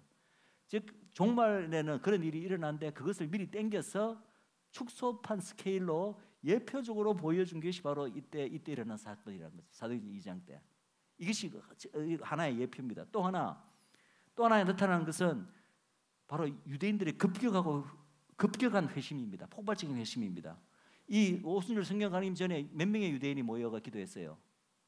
120명, 소수입니다. 전체 중에 아주 극소수예요. 그런데 성경이 한꺼번에 부어지니까 몇 명 됐어요? 하루아침에 3,000명. 그 다음 날 또 설교할 때는 5,000명. 이것 자체가 하나의 패턴이란 거예요. 뭐의 패턴? 아, 성령님이 폭발적으로 부어주면 비록 지금은 믿는 사람이 여러밖에 안 돼도 이것이 한순간에 이렇게 될 수가 있구나 라는 것을 우리에게 보여주는 패턴이라는 거예요. 그러면 이 패턴이 마지막 때는 실제로 이루어질 때는 어떻게 된다고요? 아까 요엘서 같이 성령님이 모든 육체에게 이제는 3,000명이 아니라 모든 육체에게 성령이 부어지면 이스라엘 민족 전체가 한꺼번에 눈이 확 떨어지는 거예요. 그래서 온 이스라엘이 구원을 얻으리라가 이루어지는 겁니다. 그래서 그것을 미리 땡겨서 예표적으로 보여주는 것이 바로 사도행전 때 일어난 사건이라는 거예요. 아멘이십니까? 이것도 예표입니다. 또 하나, 이제 아까 그 성령의 은사로 방언 터지는 이야기를 했지만은 그게 요엘서에 나타난 그 모든 것들은 다는 아니고 방언만 터졌잖아요. 요거 자체가 예표예요. 뭐냐?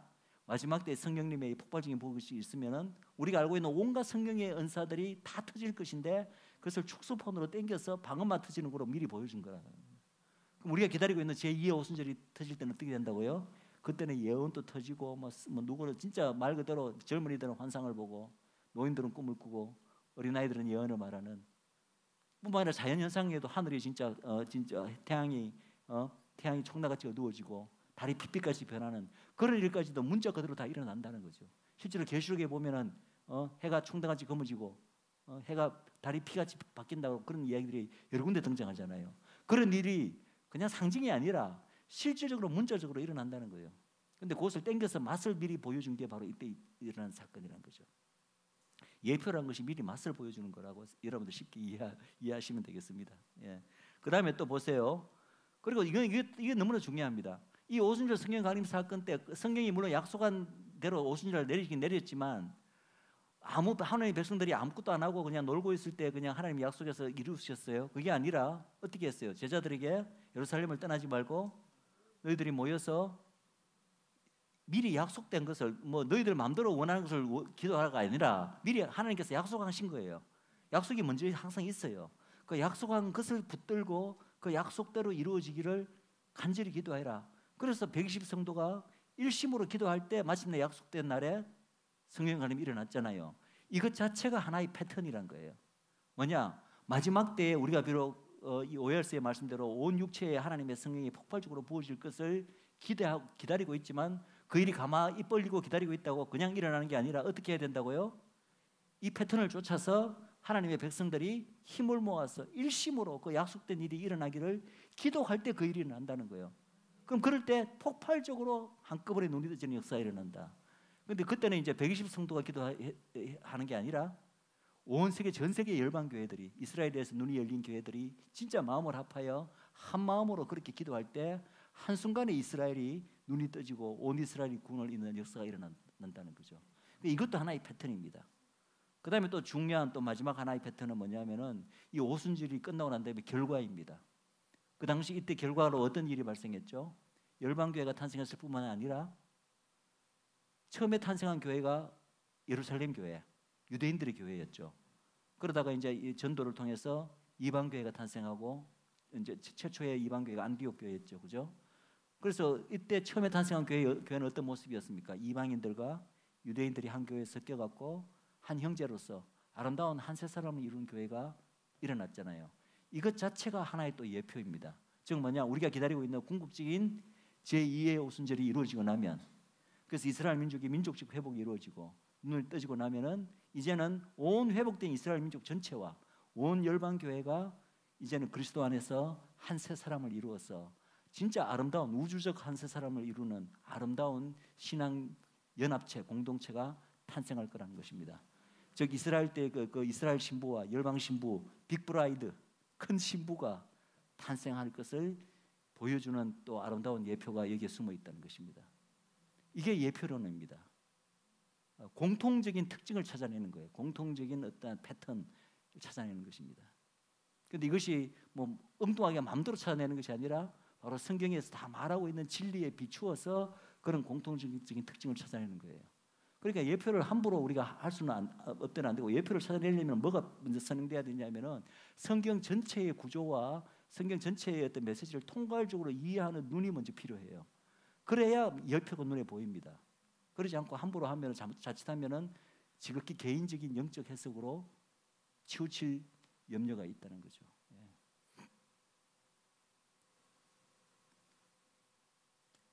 자, 거의 다 한 것 같습니다. 자, 그렇다면 요거는 이제 그래서 아까 우리가 패턴을 봤잖아요. 오순절 성취가 일어나면은 중요한 일어나는 패턴. 그 패턴이 이제 그 패턴이 그러면 마지막 궁극적인 성취에도 그 패턴이 일어나겠죠. 그죠? 오순절 성취에서 반드시 일어나는 중요한 패턴들을 우리가 살펴봤는데, 그 패턴들은 아직 완전 성취는 아직 일어나지는 않았지만, 이거는 이거 왜 안 넘어? 죄송합니다. 예, 궁극적인 성취가 일어날 때는 이제 우리가 이미 두 차례에 걸쳐서 그 패턴들이 어떻게 이제 이루어졌는가를 봤는데, 마지막 성취 때는 이제 아직 이루어지지는 않았지만 우리가 예상은 해볼 수가 있습니다. 그 패턴들을 한번 적용시켜 봅시다. 적용시켜서 그 패턴이 어떻게 나타나는가 한번 봅시다. 첫 번째 패턴이 뭐냐면은 오순절이 일어나기 전에 항상 하나님의 언약이 먼저 있어야 되고, 그 다음에 언약적 신실성 때문에 하나님의 백성들에 대한 택함이 먼저 있어야 된다. 그건 당연하죠. 이미 이스라엘 백성들에게는 장차 새 언약으로 이 민족 전체가 구원을 얻으리라는 하나님의 언약이 이미 주어져 있습니다. 그것이 아직 이루어지지는 않았죠. 그렇지만 약속은 이미 주어져 있다는 거죠. 약속은 주어진 상태고, 그리고 그 언약 아래에 들어오게 될 이스라엘 백성도 이미 딱 준비 상태, 예비 상태로 있죠. 그러니까 이 패턴은 그대로 있는 것이고, 그다음에 하나님의 이 오순절이 있기 전에 하나님의 은혜에 의해서 초자연적인 구원 사건이 선행됩니다. 마치 모세 때는 홍해가 갈라지는 사건, 예수님 때는 십자가 죽으심과 부활 사건. 그럼 마지막 때는 이와 비슷한 일이 있을까요, 없을까요? 오순절 이스라엘의 최후 회복 전에 있죠. 어떤 사건일까요? 성경이 말하고 있습니다. 바로 종말적인 어떤 그 대재난이 이스라엘에게 덮칩니다. 어떤 거죠? 아마겟돈 전쟁, 우리가 흔히 말하는 아마겟돈 전쟁 상황입니다. 아마겟돈 전쟁 상황에서 전 세계 열방이 연합해서 이스라엘을 멸하려 하고 예루살렘을 공격하는 일이 발생할 것입니다. 그렇게 되면 그때 어떤 일이 발생한다고 되어 있죠, 성경에? 하나님께서 초자연적으로 오셔서 이스라엘을 멸하러 온 열방들을 다 멸하시고 심판하시고 이스라엘을 건져내는 초자연적인 하나님의 개입으로 건져내는 사건이 있다고, 그게 스가랴서 12장과 13장에 잘 기록되어 있잖아요. 그것이 바로 그럴 때 마침내 이스라엘이 이제 눈이 떠지는 제2의 오순절 사건이 터지는데, 오순절 사건 이전이 터지기 전에 뭐 어떤 사건이 있다고요? 하나님의 초자연적인 구원 사건이 있다는 거예요. 열방의 공격으로부터. 이것도 같은 패턴이 적용된다는 거죠. 그 다음에 이제 하나님의 가시적인 현현. 모세 때는 그냥 뭐 불과 연기와 번개로 나타났고, 오순절 성령 강림 때는 그냥 급한 바람과 뭐 불의 혀같이 나타났지만은, 마지막 오순절 궁극적인 이 성취가 일어날 때는 진짜로 하나님께서 다시 인간의 몸을 입고 다시 나타나십니다. 그분이 누구시죠? 예수님의 재림이 일어났다는 거죠. 이 가시적인 현현이 가장 결정적인 가시적인, 그냥 불의 혀 정도, 강한 바람 정도가 아니고 아예 그냥 인간의 몸을 입고 다시 우리 눈앞에 다시 나타나시는 거예요. 이 가시적인 현현이 있게 된 것이라는 거죠. 그 다음에 하나님의 법이 또 하나 우리가 본 패턴이 뭡니까? 하나님의 법이 중보자를 통해서 이미 부르신 하나님의 백성들에게 주어진다.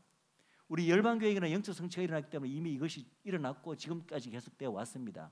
그러나 이스라엘 백성에게는 이 일이 아직 일어나지 않았다는 거죠. 새 언약이 그들에게는 아직 성취되지 않았기 때문에. 그러나 이때는 바로 이스라엘 민족의, 그래서 이때가 일어나기 위해서 이스라엘 민족의 민족적 죄사함을 위한 그 중보가 벌써 이미 들어졌다고 제가 말씀드렸습니다. 그래서 예수님을 가리켜 새 언약의 중보다. 그건 제가 지난번 강의에서 다 말씀드렸죠. 십자가에서 하나님의 염소로서 하나님께서 이스라엘 민족에 장차 있을 민족적 죄사함을 위해서 미리 첫 언약을 범한 그 모든 죄가를 그 민족의 왕이 오셔서 왕으로서 그 민족을 대표해서 대가를 미리 치렀다고 되어 있잖아요. 그렇기 때문에 이제 때가 되면, 아직 때가 안 됐기 때문에 그 때를 지금 하나님께서 기다리고 계신데, 그 때가 되면은 한순간에 성령님의 폭발적인 부으심으로 인해서 이 하나님의 법이, 이 중보자 누구? 예수 그리스도를 통해서 그 법이 이스라엘 민족 전체의 마음판에 확 새겨지는 일이 있을 거라는 거죠. 그것이 지금 우리가 기다리고 있는 완전 성취입니다. 그래서 이스라엘 온 족속의 마음판에, 열방의 마음판에는 벌써 지난 2000년 전부터 마음판에 새기기 시작했어요 이미. 그러나 이스라엘 온 민족에게는 그 일이 마지막 때 일어난다는 거죠. 마지막 때 그 법이 새겨질 것이다. 그리고 난 다음에 또 하나 이제 패턴이 뭡니까? 하나님의 진정한 언약 공동체가 탄생한다. 예, 열방교회는 벌써 언약 공동체로 지난 2000년 전에 벌써 탄생했습니다. 사도행전 성령 강림 사건으로 말미암아 지난 2000년간 교회가 존재해 왔잖아요.